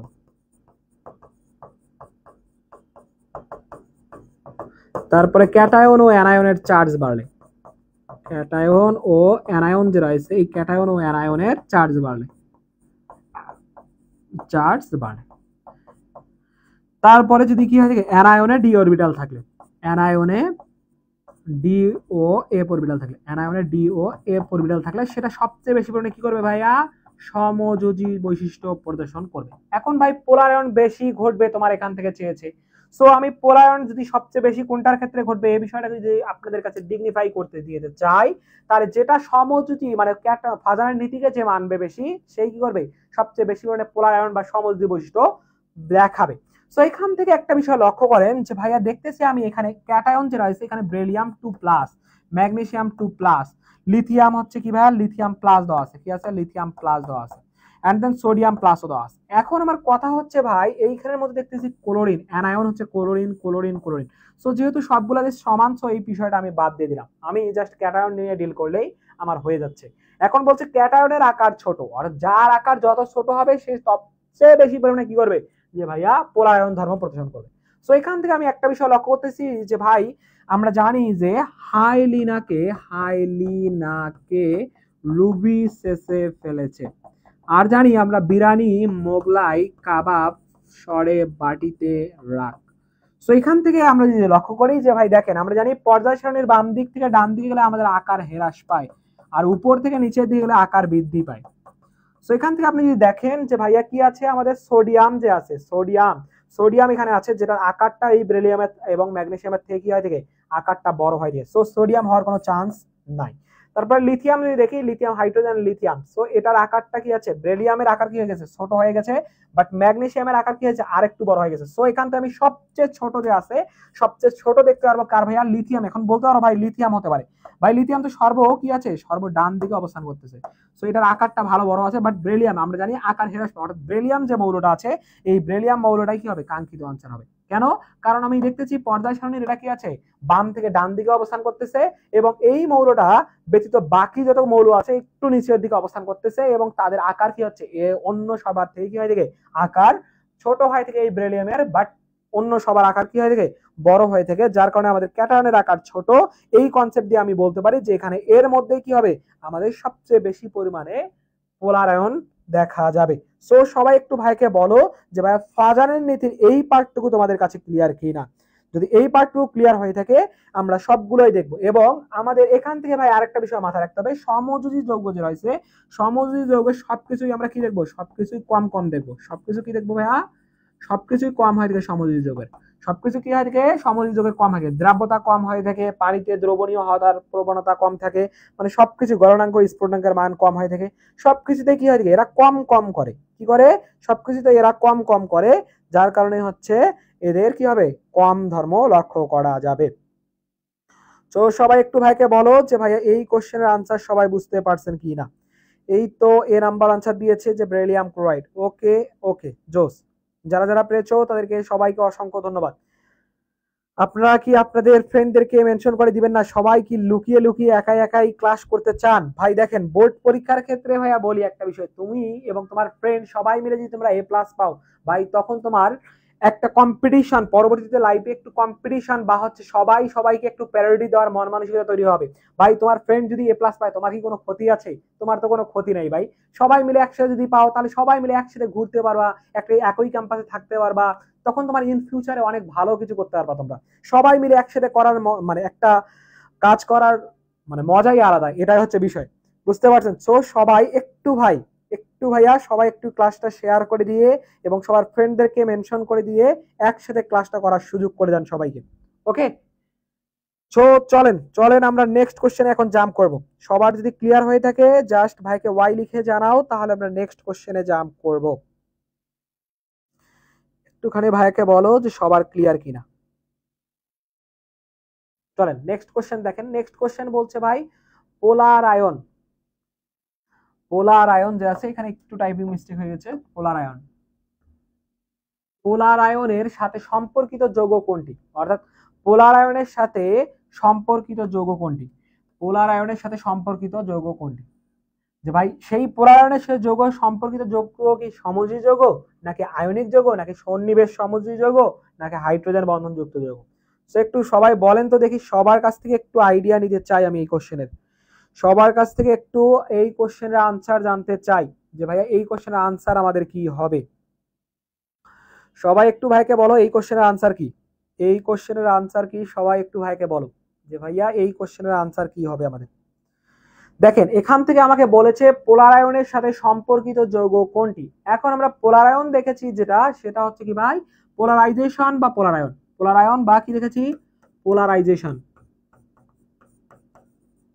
পোলারাইজেশন। এখন পোলার আয়ন বা পোলারাইজেশন যেটা যে কাজটা করে থাকে সেটা হচ্ছে সমযোজী বৈশিষ্ট্য, সমযোজী বৈশিষ্ট্য যে রয়েছে, সমযোজী বৈশিষ্ট্যকে প্রদর্শন করে থাকে। এখন ভাই সমযোজী যৌগ কি সমযোজী যৌগের বৈশিষ্ট্য প্রদর্শন করাবে, এরকম বিষয়টা কি? সে একটু সবাই বলেন তো দেখি। এই তো ফাহমিদা মেহজাবির আনসার দিয়ে দিয়েছে, আরো দেখি কে কে আনসার পারে, দেখা যাক আর কে কে আনসার পারে। সবাই একটু কমেন্ট সেকশনে আনসার দেন যে ভাইয়া এটার আনসার কি হবে, এটার আনসার কি হবে, সবাই একটু বলেন যে ভাইয়া এটার আনসারটা কি হবে। তাহলে একটু দ্রুত সবাই আমাকে বলেন যে ভাই এটার আনসার কি হবে, একটু দ্রুত সবাই বলেন যে ভাইয়া এটার আনসার কি হবে, একটু দ্রুত ভাইয়াকে জানান যে ভাইয়া এটার আনসার কি হবে। ওকে, দেখেন যে ভাইয়া আমরা কি দেখতেছি, পোলার আয়ন মানে হচ্ছে পোলারাইজেশন, যেটা হচ্ছে সমযোজী বৈশিষ্ট্য প্রদর্শন করে। এখন সমযোজী বৈশিষ্ট্য কারা প্রদর্শন করবে? অবশ্যই ভাই এটা যেটা কি হবে, যেটা আমাদের কি হবে, হাইড্রোজেন বন্ধন। যদি আমরা লক্ষ্য করি একটা বিষয়, যে হাইড্রোজেন বন্ধনটা কি হয় থেকে, হাইড্রোজেন বন্ধনটা হয় থেকে ভাই তিনটা শর্তের উপর নির্ভর করে হাইড্রোজেন বন্ধন গঠিত থাকে। সেটা হচ্ছে ক্ষুদ্র আকার, ক্ষুদ্র আকার এবং তীব্র তড়িৎ ঋণাত্মক, তীব্র তড়িৎ ঋণাত্মক কি হয় থেকে, তীব্র তড়িৎ ঋণাত্মক, তড়িৎ ঋণাত্মক, তীব্র তড়িৎ ঋণাত্মক মান হতে হবে, তাহলে হবে। এন্ড দেন 3 নাম্বার যে পার্ট আছে সেটা কি ভাই, সেটা হচ্ছে আমাদের তীব্র তড়িৎ ঋণাত্মক এবং কি হতে হবে, ফ্লোরিন, অক্সিজেন, নাইট্রোজেন এর সাথে সরাসরি আমাদের হাইড্রোজেন যুক্ত থাকতে হবে। তাহলে কি হবে, তাদের ক্ষেত্রে আমরা কি বলতে পারবো, হাইড্রোজেন বন্ধন যুক্ত হতে পারবে। সো হাইড্রোজেন বন্ধনের সাথে আমাদের পোলারাইজেশনের কোনো সম্পর্ক আমাদের এখানে নাই। সো এই অপশনটা আমাদের হতে পারতেছে না। সমযোজী যৌগ হয় থেকে ভাই, সমযোজী যৌগ হয় থেকে অধাতু আর অধাতু মিলে গঠিত হয়, অধাতু আর অধাতু মিলে গঠিত হয়, কিন্তু সমযোজী বৈশিষ্ট্যই প্রদর্শন করবে। আমরা সমযোজী বৈশিষ্ট্য কোত্থেকে পাবো, সমযোজী যৌগ থেকে। হ্যাঁ, সমযোজী যৌগ থেকে পাওয়া যায়, বাট এইখানের মধ্যে আমাদের যে নীতিটা দেওয়া হয়েছে বা পোলারাইজেশন যেটা দেওয়া হয়েছে সেটা অবশ্যই এর বিপরীত পার্ট থেকে আমাদের দেওয়া হবে। আর সন্নিবেশ যৌগ হচ্ছে কি, যে সন্নিবেশ যৌগ হচ্ছে যদি একটা মৌলই বা মূলক কি হয় থাকে, যদি দুইটা ইলেকট্রনে দান করে দিয়ে থাকে অন্য কাউকে এবং যদি বন্ধন গঠনের উৎসাহ প্রদান করে দিয়ে থাকে কাউকে, সেটা হচ্ছে সন্নিবেশ সমযোজী বন্ধন। যেমন অ্যামোনিয়া যে রয়েছে, অ্যামোনিয়ার ক্ষেত্রে কি হয় থাকে, এক জোড়া কি হয় থাকে লন পেয়ার ইলেকট্রন থাকে, এটা কি হয় থাকে হাইড্রোজেন প্রোটনের সাথে যুক্ত হয়, এখানে অ্যামোনিয়া যে আছে অ্যামোনিয়া আয়ন গঠন করে থাকে, কি হয় থাকে অ্যামোনিয়া আয়ন গঠন করে। সো এখান থেকে আমাদের হয় থেকে বা অ্যামোনিয়াম আয়ন উৎপন্ন হয়। সো এখান থেকে আমরা লক্ষ্য করি আয়নিক যৌগ যে রয়েছে, এই আয়নিক যৌগের কি হয় থাকে বৈশিষ্ট্য আমাদের এখান থেকে প্রদর্শন করে দিয়ে থাকে, যে ভাইয়া কি দেখা যায়, পোলারাইজেশন ঘটে কোনটির সাথে সম্পর্কিত, সেটা হচ্ছে আমাদের যে আয়নিক যৌগ যে রয়েছে, আয়নিক যৌগগুলোর ক্ষেত্রে আমাদের এটা কি করা যাবে, লক্ষ্য করা যাবে। সো সবাই একটু ভাইকে বলো যে সবাই এই কোশ্চেনটা আপনারা বুঝতে পারছেন কি না। যদি সবাই বুঝে থাকেন তাহলে ভাইকে জাস্ট ক্লিয়ার লিখে জানান, তাহলে আমরা নেক্সট কোশ্চেনে জাম্প করব এবং নেক্সট কোশ্চেনে আমরা দেখব যে কোনটার ক্ষেত্রে কি শর্ত হয় থেকে আমাদের ফাজারের নীতির ক্ষেত্রে। ওকে, সবাই একটু বলেন ভাইকে।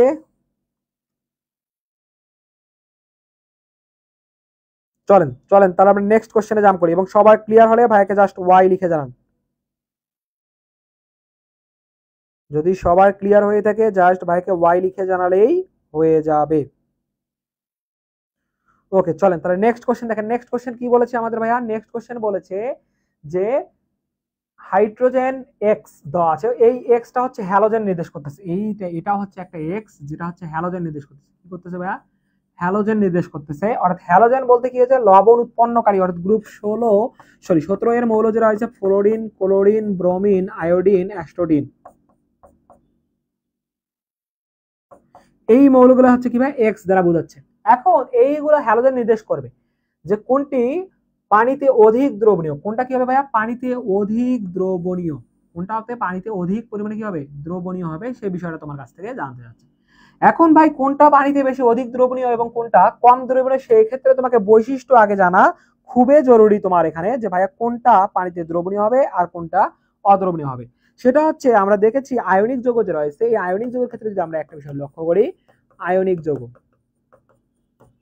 আয়নিক যৌগ, এই আয়নিক যৌগের ক্ষেত্রে যে ঘটনাটা ঘটে থাকে সেটা হচ্ছে আয়নিক বৈশিষ্ট্য যার বেশি কি হবে ভাইয়া, যার সবকিছু কি হয় থেকে বেশি, যার যার বেশি সেটা হয় থেকে কি ভাইয়া আয়নিক যৌগ হয় থেকে।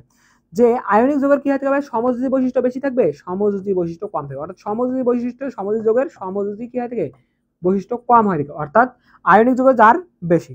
এবং তড়িৎ পরিবাহিতা, আয়নিক যৌগের কি হবে ভাইয়া, তড়িৎ পরিবাহিতা বেশি, কি হবে, তড়িৎ পরিবাহিতা বেশি, বাহিতা বেশি।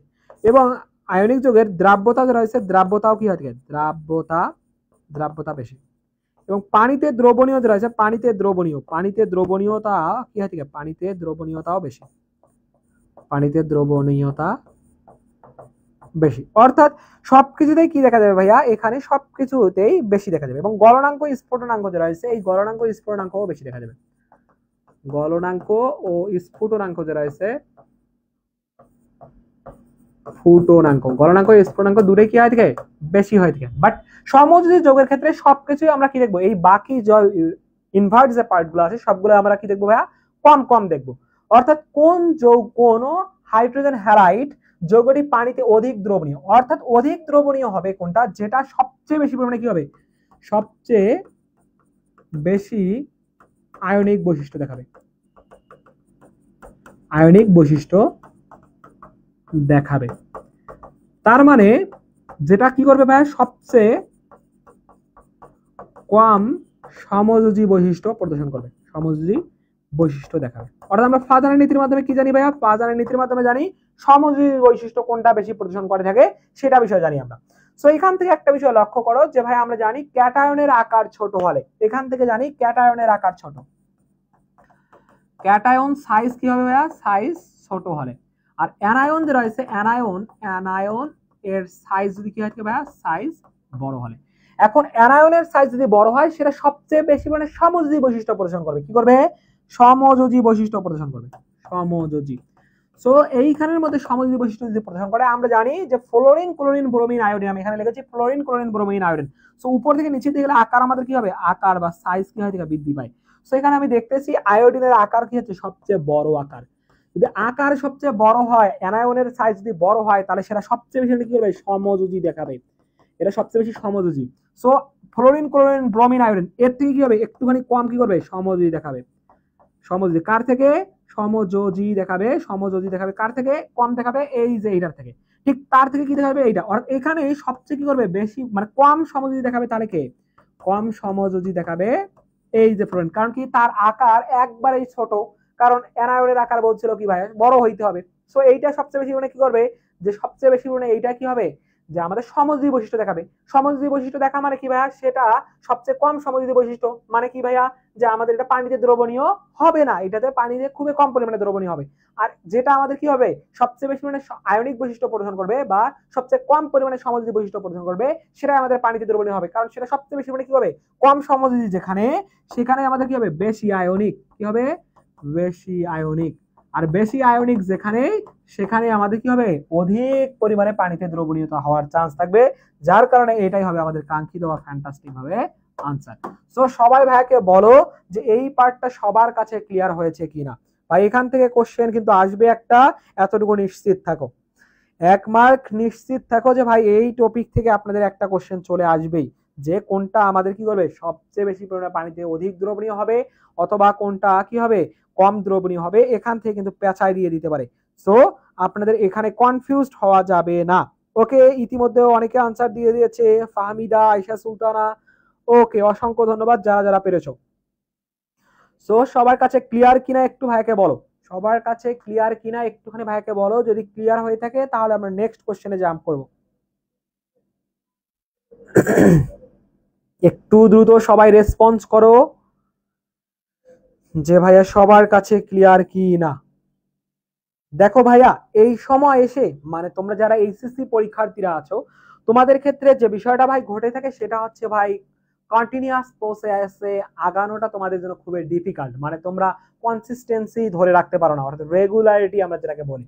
ভাই দেখো এই মোমেন্টে এসে তোমাকে ভাই রেগুলারিটিটা মেনটেন করা খুবই জরুরি, কারণ ভাই তুমি যদি কন্টিনিউয়াস প্রসেসে কাজ না করো, তাহলে ভাই একদিন তুমি মনে করো যে ভাই 7 ঘন্টা পড়লা বা 10 ঘন্টা পড়লা, বাট তুমি টানা 3 দিন পড়লা না, তাহলে কিন্তু ভাই হবে না। তোমাকে প্রতিদিন যদি ভাই তুমি ধরো 6 ঘন্টা করে পড়ালেখা করো, তাহলে ভাই দেখো তোমার 3 দিনে কত ঘন্টা হবে, 18 ঘন্টা হয়ে যাচ্ছে।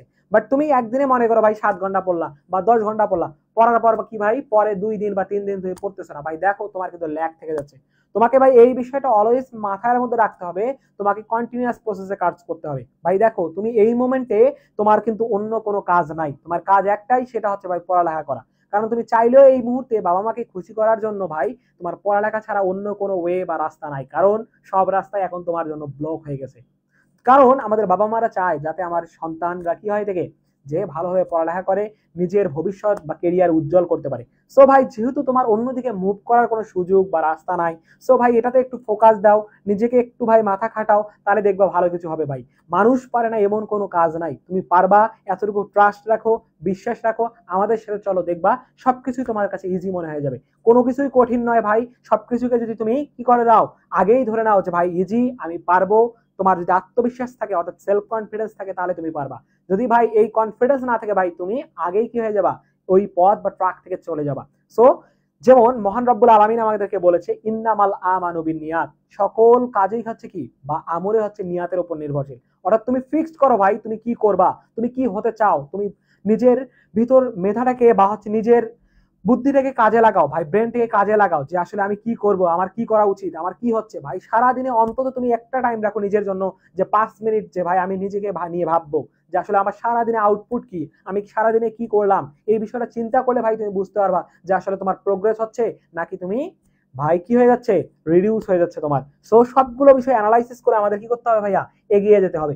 সো চলেন আর কথা না বলে আমরা নেক্সট কোশ্চেনে চলে যাই। দেখেন নেক্সট কোশ্চেন আমাদের কি বলেছে ভাইয়া, পানিতে দ্রাব্যতার সঠিক ক্রম কোনটি। অর্থাৎ দ্রাব্যতা রিলেটেড পার্ট যে আছে এই বিষয়টা আমরা এই যে ফাজানের নীতি যে আছে ফাজানের নীতির সাহায্যে আলোচনা করতে পারি।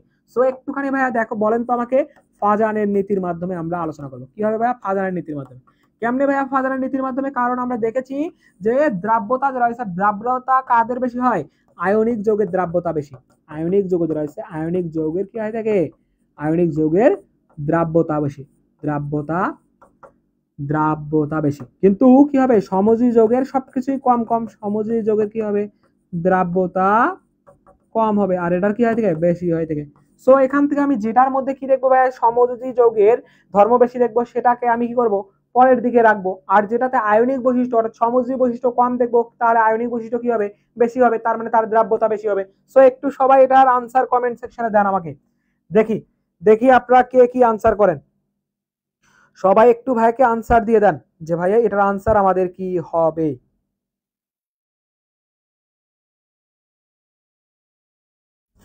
জীবন তোমার, ডিসিশন তোমার, তোমাকে ওভাবেই কি করতে হবে ভাইয়া, এগিয়ে যেতে হবে। ওকে ওকে, ডি নাম্বার আনসার দিচ্ছে। ওকে ওকে ওকে, সবাই একটু আনসার করেন দেখি, সবাই একটু আনসার করেন, সবাই একটু আনসার করেন যে ভাইয়া আমাদের এই কোশ্চেনের আনসার কি হবে, এই কোশ্চেনের আনসার কি হবে। ওকে চলেন দেখি যে ভাইয়া কি বলছে, পানিতে দ্রাব্যতার সঠিক ক্রম কোনটি। এখানে আমাদের কি কি দেওয়া আছে ভাই, এখানে দেওয়া আছে সোডিয়াম, আমরা সবগুলোর ক্ষেত্রে দেখতেছি ক্লোরিন আছে, এখানে Cl4। সবগুলোর ক্ষেত্রে দেখতেছি ক্লোরিন আছে, অর্থাৎ অ্যানায়ন হিসেবে ক্লোরিন ক্লোরিন ক্লোরিন সবগুলোর ক্ষেত্রে বিদ্যমান আছে। সো আমি ক্লোরিন নিয়ে আর কোনো ডিলে করবো না, আমি এখানে দেখবো ভাই আমার কি কি আছে, সোডিয়াম আছে, ম্যাগনেসিয়াম আছে, অ্যালুমিনিয়াম আছে, সিলিকন আছে। Sodium, magnesium, aluminium, silicon. So এই চারটা ক্যাটায়ন নিয়ে আমি ডিল করতে পারলেই আমার খেল খতম হয়ে যাবে। যে ভাই আমরা জানি ফাদারের নীতি অনুযায়ী যে ভাই কি হবে, ক্যাটায়নের আকার ছোট, ক্যাটায়ন কি হবে, ক্যাটায়ন ছোট, এই জিনিসটা ভাই ক্যাটায়ন ছোট, সাইজ ছোট। সো এটা যার সাইজ ছোট হবে সে কি করবে, সবচেয়ে বেশি পরিমাণে কি করবে ভাই, সমযোজী বৈশিষ্ট্য প্রদর্শন করবে। So sodium, magnesium, aluminium, silicon, অর্থাৎ সোডিয়াম, ম্যাগনেসিয়াম, অ্যালুমিনিয়াম, সিলিকন। তো এখান থেকে আমি জানি যে পর্দা সারণীর বাম দিক থেকে ডান দিকে গেলে আমাদের কি হয় ভাইয়া, যে আকার ছোট হয়, আকার হ্রাস পায়, আকার হ্রাস পায় বা ছোট হয়। তো এখানে সবচেয়ে ক্যাটায়নের আকার ছোট কার বেশি ভাইয়া, সিলিকনের। সিলিকন কি করবে, সবচেয়ে বেশি মানে সমযোজী দেখাবে, কি দেখাবে, সমযোজী দেখাবে, সমযোজী বৈশিষ্ট্য বেশি দেখাবে। তাহলে যে বেশি পরিমাণে সমযোজী বৈশিষ্ট্য দেখাবে তার কি হবে, আয়নিক বৈশিষ্ট্য সবচেয়ে কম হবে না, আয়নিক বৈশিষ্ট্য কি হবে, সবচেয়ে বৈশিষ্ট্য সবচেয়ে কম। তাহলে যে সবচেয়ে কম দেখাবে কি দেখাবে, সবচেয়ে কম দেখাবে আয়নিক বৈশিষ্ট্য। সো সেটা কি হবে, সবচেয়ে কম পরিমাণে কি হবে, আমাদের পানিতে দ্রাব্যতা দেখাবে। সো এখানে দেখতেছি, এইখানের মধ্যে দেখতেছি আমরা ক্যাটায়নের আকার কি হচ্ছে ভাইয়া, ক্যাটায়নের আকার এইটার হচ্ছে সবচেয়ে কি দেখা যাচ্ছে, যে বড় দেখা যাচ্ছে, সবচেয়ে বড়। যার আকার বড় সে সবচেয়ে কি করবে, কম পরিমাণে কি করবে, সমযোজী দেখাবে, কম পরিমাণ সমযোজী দেখাবে। তার মানে সে কি করবে, বেশি পরিমাণে আয়নিক দেখাবে। আর বেশি যে আয়নিক দেখাবে তারই কি হবে, দ্রাব্যতা বেশি হবে। বেশি আয়নিক যার তার কি হবে, দ্রাব্যতা বেশি হবে, কারণ আমাদের বলছে পানির দ্রাব্যতার, বলছে দ্রাব্যতার ক্রম। সো আমি এখান থেকে লক্ষ্য করবো সোডিয়াম ক্লোরাইড যেটা আগে আছে সেটাতে পানির দ্রাব্যতা কি হবে, বেশি হবে। সো সোডিয়াম ক্লোরাইডের পর হবে ম্যাগনেসিয়াম, সোডিয়ামের পর ম্যাগনেসিয়াম, ঠিক আছে। তারপর হচ্ছে সিলিকন, না রে ভাই তারপরে অ্যালুমিনিয়াম, এটা আগে যদি হইতো তাহলে হইতো। সো এই নাম্বার অপশন হতে পারলো না ভাই, অ্যালুমিনিয়াম আগে দিচ্ছে ভাই, অ্যালুমিনিয়াম আগে হবে না, সোডিয়াম আগে হবে। সো খ নাম্বার অপশন হবে না। সিলিকন, সিলিকন তো হবে না ভাই, কারণ সিলিকনের মধ্যে সবচেয়ে কম পরিমাণে দ্রাব্যতা লক্ষ্য করা যাবে। সো আমাদের রাইট অপশন হচ্ছে ডি নাম্বার। ফাহমিদা আপু আমাদের আনসার দিয়ে দিয়েছিল। So this is the correct answer. So সবাই একটু ভাইকে বলো যে সবার কাছে এই কোশ্চেনটা ক্লিয়ার কিনা, এবং এখান থেকে যেভাবেই কোশ্চেন ঘুরায় পেঁচা আসুক না কেন আপনি যাতে আনসার করতে পারেন, এই কারণে আমি প্রত্যেকটা পার্ট আপনাদের এখানে রেখে দিয়েছি যাতে আপনি খুব সহজে কি করতে পারেন, ক্র্যাক করতে পারেন। সবাই একটু ভাইকে বলো যে সবার কাছে ক্লিয়ার কি না।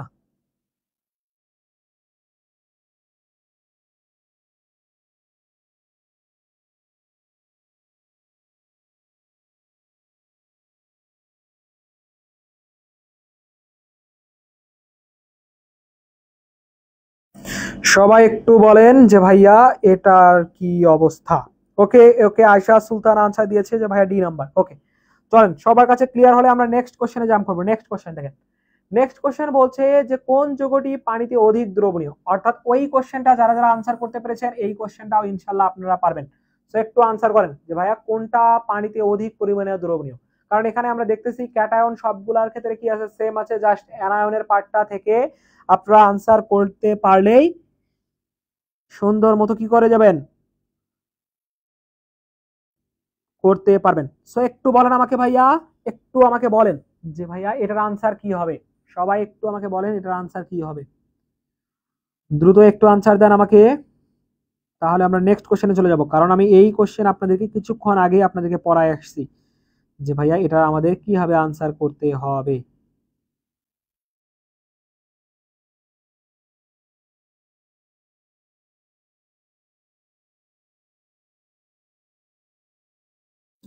একটু দ্রুত সবাই আনসার করো যে ভাইয়া আমাদের এই কোশ্চেনের আনসার কি হবে।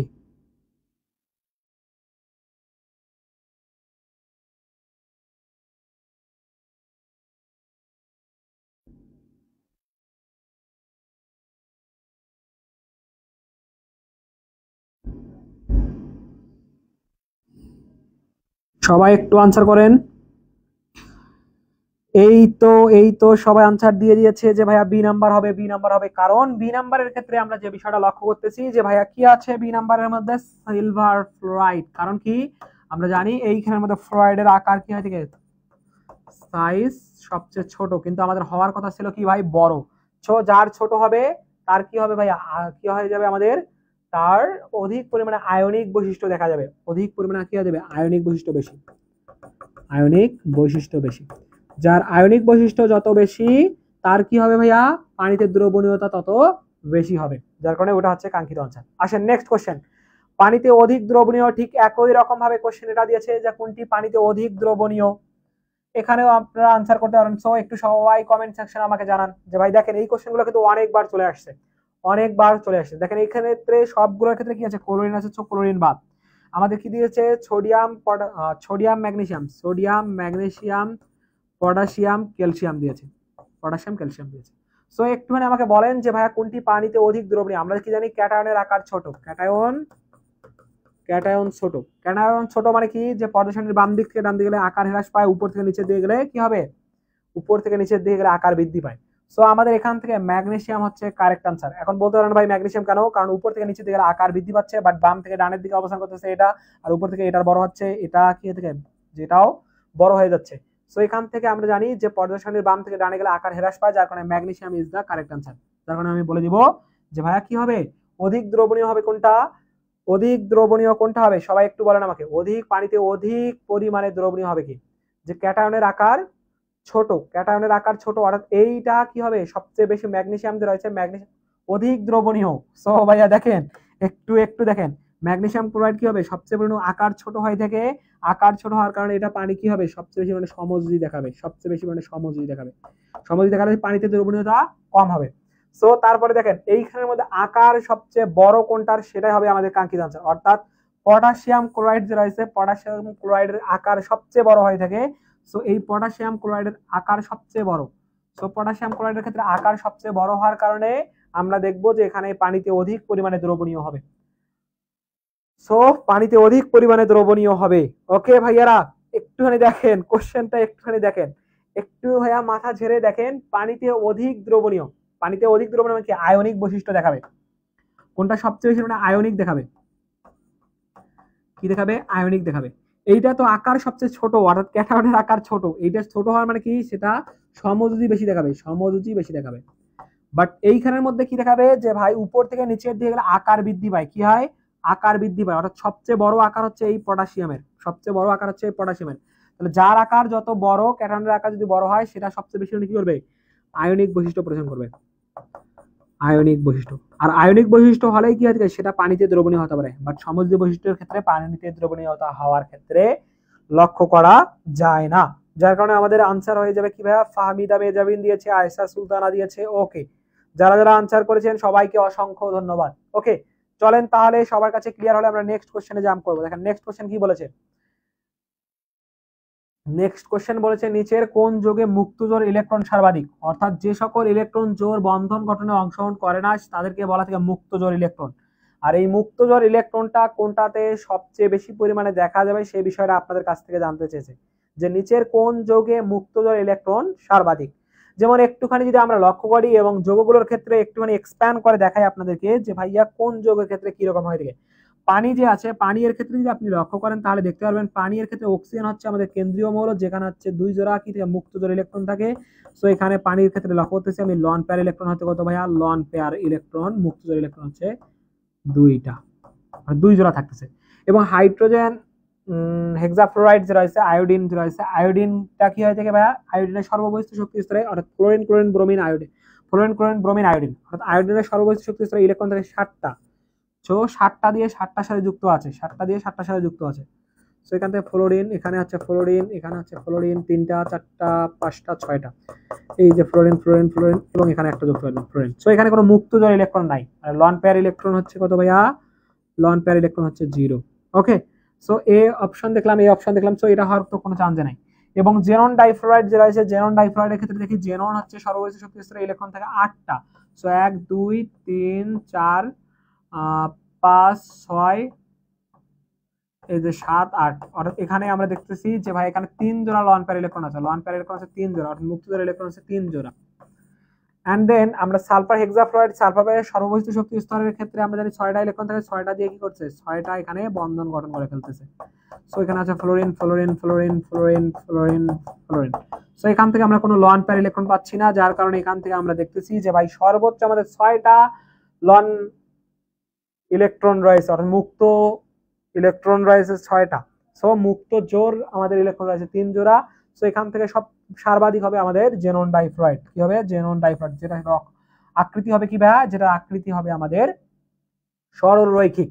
এন্ড দেন এখান থেকে আমরা বলতে পারবো ভাই যে শঙ্করায়ন কিভাবে বের করে, শঙ্করায়ন, শঙ্করায়ন বের করার শর্টকাট ট্যাকটিক্স হচ্ছে নেক্সট ক্লাসে আমরা দেখবো। তবু আমি একটুখানি বলে দিচ্ছি, সিগমা বন্ড প্লাস হচ্ছে lone pair electron, lone pair electron. তাহলে sigma bond plus lone pair electron, sigma bond এখানে কয়টা আছে ভাই, সিঙ্গেল বন্ড মানে সিগমা বন্ড একটা 2টা, তাহলে 2টা sigma bond plus lone pair electron হচ্ছে 3টা, যার কারণে আমরা এখান থেকে লক্ষ্য করব 3 2 5, তাহলে sp3 ডি সংকরিত হয়ে জেনন ডাইফ্লোরাইড। ওকে, সবাই একটু ভাইকে বলো যে সবার কাছে ক্লিয়ার কি না। ওকে, অনেকে আনসার দিয়েছে। ওকে, মনি আনসার দিয়েছে, সুলতানা আয়েশা সুলতান আনসার দিয়েছে, ফাহমিদা মেজাবিন শেখ, ওকে, সুমনা শেখ আনসার দিয়েছে। ওকে, যারা যারা আনসার দিয়েছেন সবাইকে অসংখ্য ধন্যবাদ। আসেন তাহলে আমরা নেক্সট কোশ্চেনে জাম্প করব। তার আগে যদি ক্লিয়ার হয়ে থাকে ভাইকে ওয়াই লিখে জানান। দেখেন নেক্সট কোশ্চেন বলেছে ভাইয়া কোন মৌলটির গলনাঙ্ক সর্বোচ্চ। এই গলনাঙ্ক স্ফুটনাঙ্ক যে রয়েছে এটা কি মৌলের পর্যাবৃত্তিক ধর্ম, একটুখানি আমাকে বলবেন মৌলের পর্যাবৃত্তিক ধর্ম কিনা, সবাই একটু বলেন। গলনাঙ্ক এবং স্ফুটনাঙ্ক, গলনাঙ্ক এবং স্ফুটনাঙ্ক মৌলের পর্যাবৃত্তিক ধর্ম কিনা, মৌলের পর্যাবৃত্তিক ধর্ম কি না। যদি হ্যাঁ হয় তাহলে ওয়াই লিখবেন, আর যদি না হয় তাহলে এন লিখবেন। একটু আমাকে সবাই জানান তো ভাইয়া যে ভাইয়া গলনাঙ্ক স্ফুটনাঙ্ক মৌলের পর্যাবৃত্তিক ধর্ম কিনা। যদি হ্যাঁ হয় তাহলে ইয়েস লিখবেন, আর যদি না হয় তাহলে এন লিখবেন। একটু দ্রুত সবাই আমাকে কমেন্ট সেকশনে জানান যে ভাইয়া কোনটা হবে, যে ভাই মৌলের পর্যাবৃত্তিক ধর্ম হয় কি না গলনাঙ্ক স্ফুটনাঙ্ক।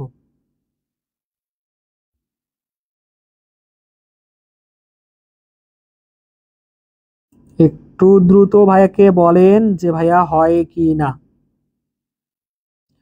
একটু দ্রুত আনসার দেন, একটু দ্রুত বলেন, দ্রুত দ্রুত সবার কাছ থেকে আনসার চাচ্ছি, সবাই একটু আনসার দেন। দেখেন ভাইয়া মৌলের পর্যাবৃত্তিক ধর্ম যে রয়েছে, পর্যাবৃত্তিক ধর্ম কিন্তু আমাদের এই যে গলনাঙ্ক স্ফুটনাঙ্ক কিন্তু মৌলের পর্যাবৃত্তিক ধর্ম নয়। সো এটার আনসার আমাদের ওয়াই হবে না, অবশ্যই কি হবে, এন হবে। আশা করি আপনারা সবাই দিয়ে দিয়েছে। এখানে বলছে ভাই গলনাঙ্ক স্ফুটনাঙ্ক কোনটি সবচেয়ে বেশি। এখন গলনাঙ্ক এবং স্ফুটনাঙ্ক এটা মৌলের পর্যায় সারণীর বাম দিক থেকে ডান দিকে গেলে আমাদের কি হয় ভাইয়া, যে এটা আমাদের হ্রাস পায়, বাট উপর থেকে নিচের দিকে গেলে আমাদের কি হয় থাকে ভাইয়া, বৃদ্ধি পায়। উপর থেকে নিচের দিকে গেলে বৃদ্ধি পায়। যে ভাই পর্যায় সারণীর বাম দিক থেকে ডান দিকে গেলে হ্রাস পায়, বাট উপর থেকে নিচের দিকে গেলে বৃদ্ধি পায়। কিন্তু এটা সচরাচর এভাবেই হিসাব করা হয়। বাট এখানে আরো একটা বিষয় আছে, সেটা হচ্ছে গলনাঙ্ক স্ফুটনাঙ্ক বেসিক্যালি ভ্যান্ডারওয়ালস বল যে রয়েছে, এই ভ্যান্ডারওয়ালস বলের উপর ডিপেন্ড করে থাকে। ভ্যান্ডারওয়ালস বল যে রয়েছে, এই ভ্যান্ডারওয়ালস আকর্ষণ বলের উপর ডিপেন্ড করে থাকে। ভ্যান্ডারওয়ালস বল, ভ্যান্ডারওয়ালস আকর্ষণ বল। এই ভ্যান্ডারওয়ালস আকর্ষণ বলটা যে কাজটা হয়ে থাকে সেটা হচ্ছে কি ভাই, আন্তঃকণা আকর্ষণ বল বৃদ্ধি পেলে, আন্তঃকণা আকর্ষণ বল, আন্তঃকণা আকর্ষণ বল, আন্তঃকণা আকর্ষণ বল বৃদ্ধি পেলে কি হয় থাকে ভাই, আন্তঃকণা আকর্ষণ বল বৃদ্ধি পেলে গলনাঙ্ক এবং স্ফুটনাঙ্কের মান বৃদ্ধি পায়। গলনাঙ্ক ও স্ফুটনাঙ্কের মান বৃদ্ধি পায়, স্ফুটনাঙ্ক বৃদ্ধি পায়। এবং এই আন্তঃকণা আকর্ষণ বল কি হয় থাকে ভাই, আন্তঃকণা আকর্ষণ বল আমাদের যে কাজটা করে থাকে, সেই আন্তঃকণা আকর্ষণ বলটা হয় থাকে কি ভাইয়া, আমাদের পারমাণবিক সংখ্যা বা পারমাণবিক আণবিক ভর যে রয়েছে, এই আণবিক ভরের সমানুপাতিক হয় থেকে, আণবিক ভরের সমানুপাতিক হয়, আণবিক ভরের সমানুপাতিক হয়, আণবিক ভর। অর্থাৎ এখান থেকে যার আণবিক ভর যত বেশি, যার আণবিক ভর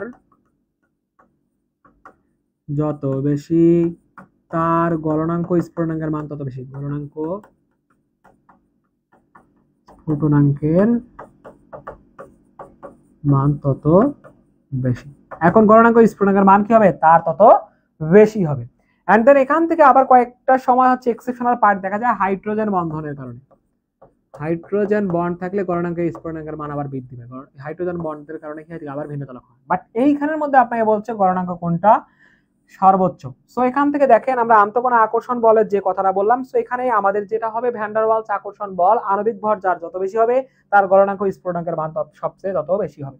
সো আমরা যদি এখান থেকে দেখি ম্যাগনেসিয়ামের ক্ষেত্রে আমাদের কি হয়, ম্যাগনেসিয়ামের ক্ষেত্রে যে বিষয়টা আমরা লক্ষ্য করে থাকি, তার আণবিক ভর হয় 24, অ্যালুমিনিয়ামের ক্ষেত্রে হয় 27, ফসফরাসের ক্ষেত্রে হয় 31, সিলিকনের ক্ষেত্রে হয় আমাদের কত, সবাই একটু বলেন আমাকে। সিলিকনের ক্ষেত্রে আমাদের কত হয় থেকে, সো একটু সবাই আমাকে বলেন সিলিকনের ক্ষেত্রে কত হয় থেকে। সো সবাই একটু আমাকে বলেন যে ভাইয়া এটা কত হবে।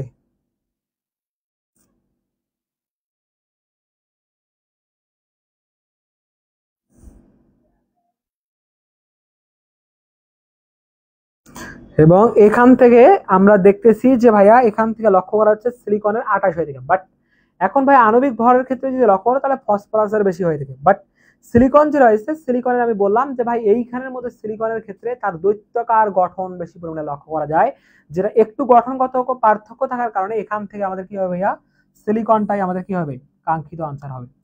বাট নর্মাল কেজের ক্ষেত্রে আমাদের এরকমটা হয়ে থাকে, বাট এটা একটা এক্সেপশনাল পার্ট ছিল, যার কারণে এটার আনসার আমাদের কি হয়ে যাবে ভাইয়া, এটার আনসার কি হবে সবাই একটু বলেন। এটার আনসার আমাদের হয়ে যাবে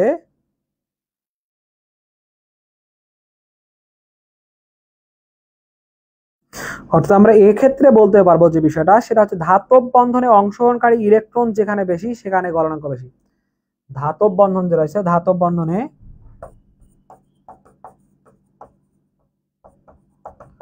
যেখানে ইলেকট্রন বেশি সেখানে কি হবে, গলনাঙ্ক বেশি হবে। ওকে, সো সবাই একটু ভাইকে বলেন যে ভাইয়া সবার ক্লিয়ার কি না, একটু সবাই ভাইকে জানান যে সবার ক্লিয়ার কি না।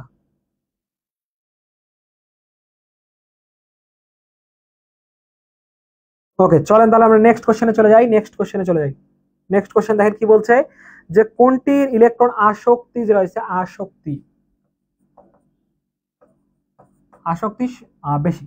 আর ইলেকট্রন আসক্তির ক্ষেত্রে আমরা জানি ইলেকট্রন আসক্তি হচ্ছে কিভাবে বাইরে থেকে 1 মোল ইলেকট্রন নিয়ে এসে 1 মোল ঋণাত্মক আয়নে পরিণত করতে যে পরিমাণে শক্তি নির্গত হয়, কি হয় ভাই, শক্তি নির্গত হয় সেটাকে বলা থাকে ইলেকট্রন আসক্তি। এখন ভাই শক্তি যেহেতু নির্গত হচ্ছে যার কারণে ডেল এইচ এর মান কি হয়ে যাবে ভাই, নেগেটিভ হয়ে যাবে। তাপ উৎপাদী প্রক্রিয়া হয় ইলেকট্রন আসক্তি। তাপ উৎপাদী প্রক্রিয়া হয় ইলেকট্রন আসক্তি। এবং ইলেকট্রন আসক্তির ক্ষেত্রে আমরা একটা বিষয় জানি যে পর্দা সারণীর বাম দিক থেকে ডান দিকে গেলে আমাদের কি হয় থাকে ভাই, ইলেকট্রন আসক্তির মান বৃদ্ধি পায়, আর উপর থেকে নিচের দিকে গেলে আমাদের কি হয় থাকে ভাই, যে আমাদের হ্রাস পায়। উপর থেকে নিচে দিয়ে গেলে ইলেকট্রন আসক্তির মান হ্রাস পায়। এখন ইলেকট্রন আসক্তির ক্ষেত্রে আমরা যে লক্ষ্য করি যে ভাই আমাদের বাম দিকে আমাদের কি হয় থাকে, বাম দিক থেকে ডান দিকে গেলে আমাদের ফ্লোরিন মৌলটা আসতেছে। বাট ইলেকট্রন আসক্তির ক্ষেত্রে যে বিষয়টা হয়, এই ফ্লোরিন আর ক্লোরিনের মধ্যে আমাদের বেসিক্যালি গ্যাঞ্জামটা বাজে। যে ভাই ফ্লোরিন যে রয়েছে, ফ্লোরিনের ক্ষেত্রে আকারটা ছোট হয়ে থাকে, যার কারণে বাইরে থেকে আরো যখন ইলেকট্রন নিয়ে আসা হয় তখন নিউক্লিয়াসের মধ্যে ইলেকট্রন ঘনত্ব বা ডেনসিটিটা অনেক বেশি পরিমাণে হয় থাকে, যার কারণে এখানে বিকর্ষণ লক্ষ্য করা যায়। অর্থাৎ এক্ষেত্রে আমাদের ইলেকট্রন আসক্তি অর্থাৎ ইলেকট্রন গ্রহণ করার প্রবণতা বা টেন্ডেন্সিটা খুবই কম দেখায়, কারণ এখানে ইলেকট্রন আর নিউক্লিয়াসের মধ্যে কি হয় থাকে, একটা বিকর্ষণ লক্ষ্য করা যায়। বাট এদের আকারটা ছোট হওয়ার কারণে বেসিক্যালি এরকম ঘটনাটা ঘটে। কিন্তু যদি আমরা এখান থেকে দেখি ক্লোরিন যে রয়েছে, ক্লোরিনের যদি সর্ববহিষ্ঠ শক্তি স্তরে বাইরে থেকে ইলেকট্রন নিয়ে আসা হয়, তাহলে সেক্ষেত্রে আমাদের নিউক্লিয়াসটা এবং ইলেকট্রনের মধ্যে একটুখানি ডিস্টেন্স বিদ্যমান থাকার কারণে এখান থেকে খুব সহজে এই অ্যাক্সেস দিতে পারে ক্লোরিন। যার কারণে ইলেকট্রন আসক্তির ক্ষেত্রে আমাদের যে বিষয়টা হবে সেটা হচ্ছে ভাই ক্লোরিনটা কি হবে, আগে হবে, তারপর হচ্ছে ফ্লোরিন, তারপর হচ্ছে ব্রোমিন, তারপরে হচ্ছে আয়োডিন। বাট তড়িৎ ঋণাত্মকতার ক্ষেত্রে আমরা দেখতে পারবো, তড়িৎ ঋণাত্মকতার ক্ষেত্রে যদি আমরা দেখি, তড়িৎ ঋণাত্মকতার ক্ষেত্রে তোমরা কিন্তু পেঁচায় ফেলো এইখানে, তড়িৎ ঋণাত্মকতার ক্ষেত্রে ফ্লোরিনের মান বেশি হয় থেকে, তারপর ক্লোরিন, তারপর হয় থেকে ব্রোমিন, তারপর হয় থেকে আয়োডিন। বাট তড়িৎ ইলেকট্রন আসক্তির ক্ষেত্রে এটা একটু উল্টো হয়ে যাবে, যার কারণে আপনাদের এই কোশ্চেনটা আমার এখানে রাখা, এবং এই কোশ্চেনটার আনসার হয়ে যাবে কি ভাই, আমাদের ক্লোরিন। সো সবাই একটু ভাইকে বলো এই কোশ্চেনটা সবার বোঝা গেছে কিনা। যদি সবার বোঝা যায় তাহলে আমরা নেক্সট কোশ্চেনে জাম্প করব। যদি সবার ক্লিয়ার হয়ে থাকে জাস্ট ভাইকে বলো, ওয়াই লিখে জানাও, তাহলে আমরা নেক্সট কোশ্চেনে জাম্প করব। আমাদের হয়তো বা সর্বোচ্চ আর একটা বা দুইটা কোশ্চেন আছে। সো সবাই একটু ভাইকে বলো যে এই কোশ্চেনটা সবার কাছে ক্লিয়ার কিনা। যদি সবার কাছে ক্লিয়ার হয়ে থাকে তাহলে আমরা নেক্সট কোশ্চেনে জাম্প করব। একটুখানি ভাইকে জানাও যে সবার কাছে ক্লিয়ার কি না। যদি ক্লিয়ার হয়ে থাকে তাহলে আমরা নেক্সট কোশ্চেনে জাম্প করব। ওকে, চলেন নেক্সট কোশ্চেন দেখি। নেক্সট কোশ্চেনে আমাদের কি বলেছে, স্ফুটনাঙ্কের ক্রম অনুসারে কোনটি সঠিক। স্ফুটনাঙ্কের কি বলছে ভাইয়া, ক্রম অনুসারে কোনটি সঠিক, বা স্ফুটনাঙ্কের ক্রম অনুসারে কোনটি সঠিক। এইখানের মধ্যে যে বিষয়টা হয়ে থাকে সেটা হচ্ছে স্ফুটনাঙ্কের ক্রম অনুসারে যদি আমরা বিষয়টা এক্সপ্লেইন করতে যাই, তাহলে আমরা জানি যে ভাই যার আণবিক ভর যত বেশি তার কি হয় থাকে, স্ফুটনাঙ্কের মান তত বেশি হওয়ার কথা। বাট এখানে আমি কিছুক্ষণ আগে বলছিলাম যে ভাই হাইড্রোজেন বন্ডের কারণে এখানে বেসিক্যালি কিছু কিছু সময় ভিন্নতা লক্ষ্য করা যায়। যেখানে হাইড্রোজেন বন্ড থাকার কারণে পানি যে রয়েছে, পানি এর ক্ষেত্রে হয় থেকে 18 আণবিক ভর, বাট অ্যামোনিয়ার হয় থেকে 17, আর হাইড্রোজেন ফ্লোরাইডের ক্ষেত্রে মানটা বেশি হয়, কি হয় থেকে হাইড্রোজেন 1 আর ফ্লোরিন হয় থেকে 19, অর্থাৎ এটা 20 হয়ে যায়। বাট এখান থেকে আমাদের হাইড্রোজেন ফ্লোরাইডের বেশি হওয়ার কথা। কিন্তু আমরা জানি যে পানির মধ্যে কি থেকে ভাই হাইড্রোজেন বন্ড বিদ্যমান রয়েছে। হাইড্রোজেন বন্ড বিদ্যমান থাকার কারণে এটার কি তাপমাত্রা স্ফুটনাঙ্কের মান থাকে 100 ডিগ্রি সেলসিয়াস। বাট এইখানের মধ্যে অ্যামোনিয়া যে রয়েছে, অ্যামোনিয়ার ক্ষেত্রে এই যে মান হচ্ছে -33.33 এত ডিগ্রি সেলসিয়াস, এটার মান খুবই কম হয়ে থাকে। অর্থাৎ আমরা এখান থেকে দেখতে পারবো যে ভাই আমাদের হাইড্রোজেন ফ্লোরাইড যে রয়েছে, হাইড্রোজেন ফ্লোরাইডের স্ফুটনাঙ্কের মান পজিটিভ থাকে, যেটা আমাদের অবশ্যই অ্যামোনিয়া যে রয়েছে অ্যামোনিয়ার থেকে কি হয়ে থাকে, বেশি হয়ে থাকে। সো এখান থেকে আনসার কোনটা হবে, সবাই একটু ভাইকে বলো যে ভাই এটার আনসার তাহলে কি হচ্ছে। সবাই একটু ভাইকে বলো যে এটার আনসার তাহলে কি হবে। একটু দ্রুত সবাই ভাইকে বলো যে এটার আনসার কি হবে।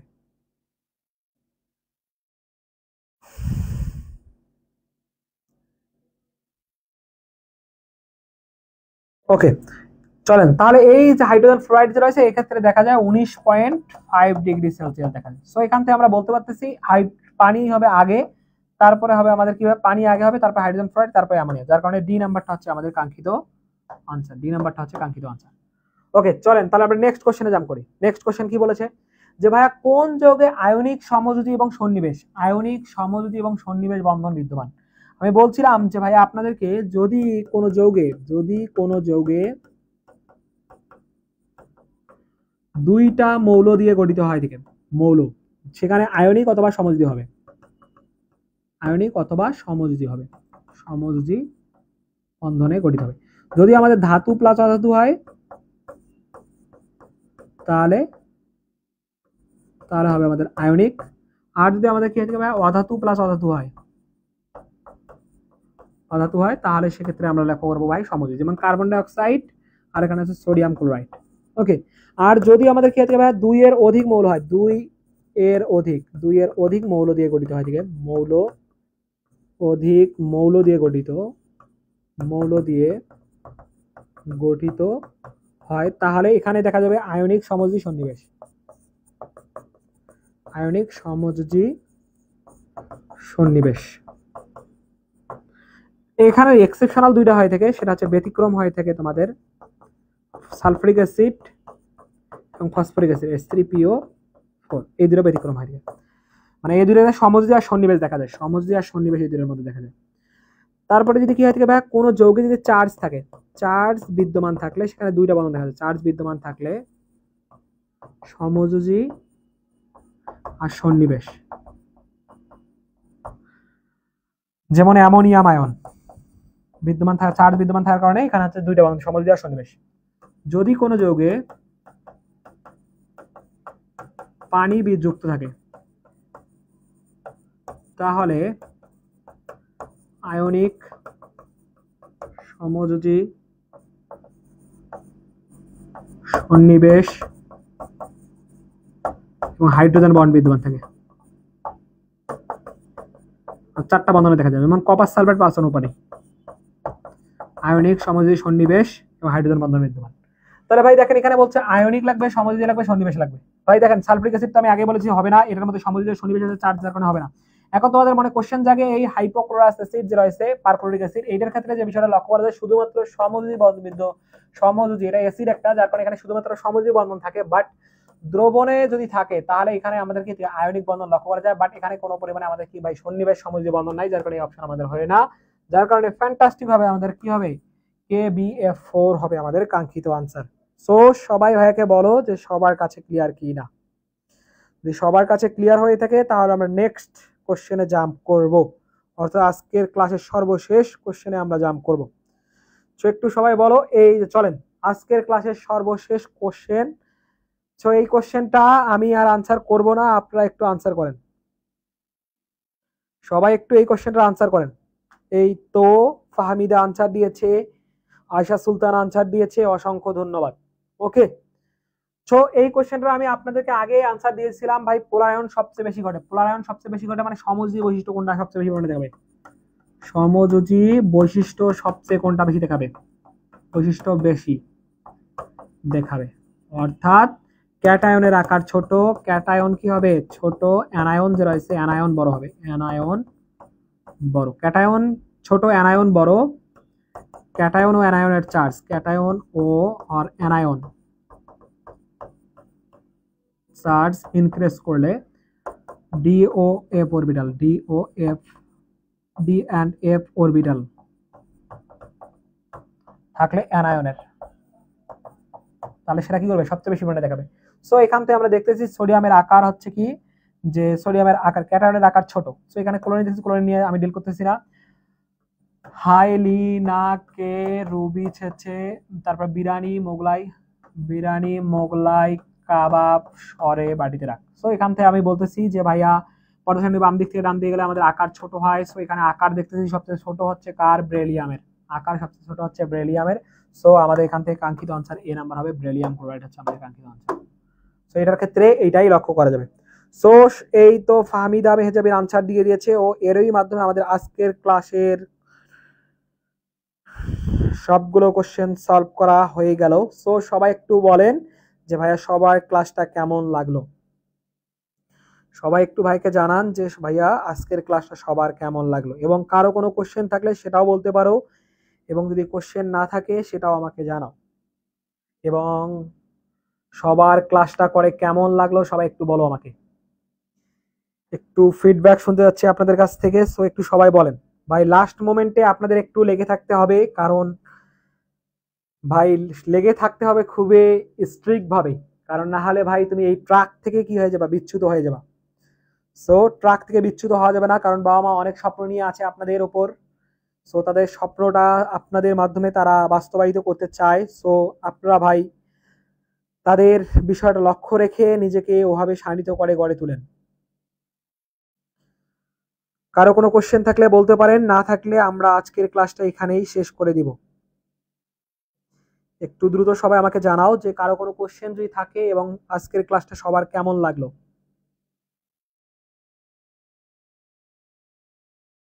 এবং যে কোনো বিষয়ে আপনাদের কোশ্চেন থাকলে ভাইকে বলতে পারো। এবং যারা যারা ক্লাসের স্লাইডটা পেতে চাও অবশ্যই ক্লাসটা শেয়ার করে ভাইয়া স্লাইডটা কালেক্ট করবা। হ্যাঁ ভাই, অবশ্যই রিটেন আপনাদের দিয়ে দেওয়া হবে, রিটেন অবশ্যই দেওয়া হবে। জান্নাতুল মিম, রিটেন ক্লাস অবশ্যই নেওয়া হবে ভাইয়া। আগে তোমাদেরকে ভাইয়া যে বিষয়টা মাথায় রাখতে হবে, ছোট ছোট বিষয়গুলো ভাই কমপ্লিট করে ধীরে ধীরে বড় বিষয়ের দিকে আমাদের অ্যাপ্রোচ করা উচিত। এই কারণে ভাই আমাদের এমসিকিউ এর পার্টের মধ্যে যে ছোটখাটো টপিকগুলো আছে, এই টপিকগুলো যখন আমাদের আলোচনা করা হবে, ঠিক তখন আমরা সিকিউতে গিয়ে খুব সহজে ক্র্যাক করতে পারবো, তখন আমাদের খুব সহজে ইজিলি আমরা ওই বিষয়গুলোকে হ্যান্ডেল করতে পারবো। এই কারণে আমরা হচ্ছে এমসিকিউ এর পার্টটা আপনাদের আগে শুরু করেছি, যেখানে আপনাদের ছোট ছোট খুঁটিনাটি যে বিষয়গুলো আছে এইগুলো আপনার ব্রেনের মধ্যে একবার ঢুকে গেলে ভাই তখন আমাদের বড় বিষয়গুলো নিয়ে ডিল করতে খুব বেশি পরিমাণে সময় লাগবে না। ওকে, ওকে, ওয়াও, ওকে, ধন্যবাদ ভাইয়া। তাহলে আজকের ক্লাস আমি এখানেই শেষ করে দিচ্ছি। সবাই ভালো থাকো, সুস্থ থাকো, সবার সাথে দেখা হবে নেক্সট কোনো একটা লাইভ ক্লাসে। সে পর্যন্ত আল্লাহ হাফেজ, আসসালামু আলাইকুম।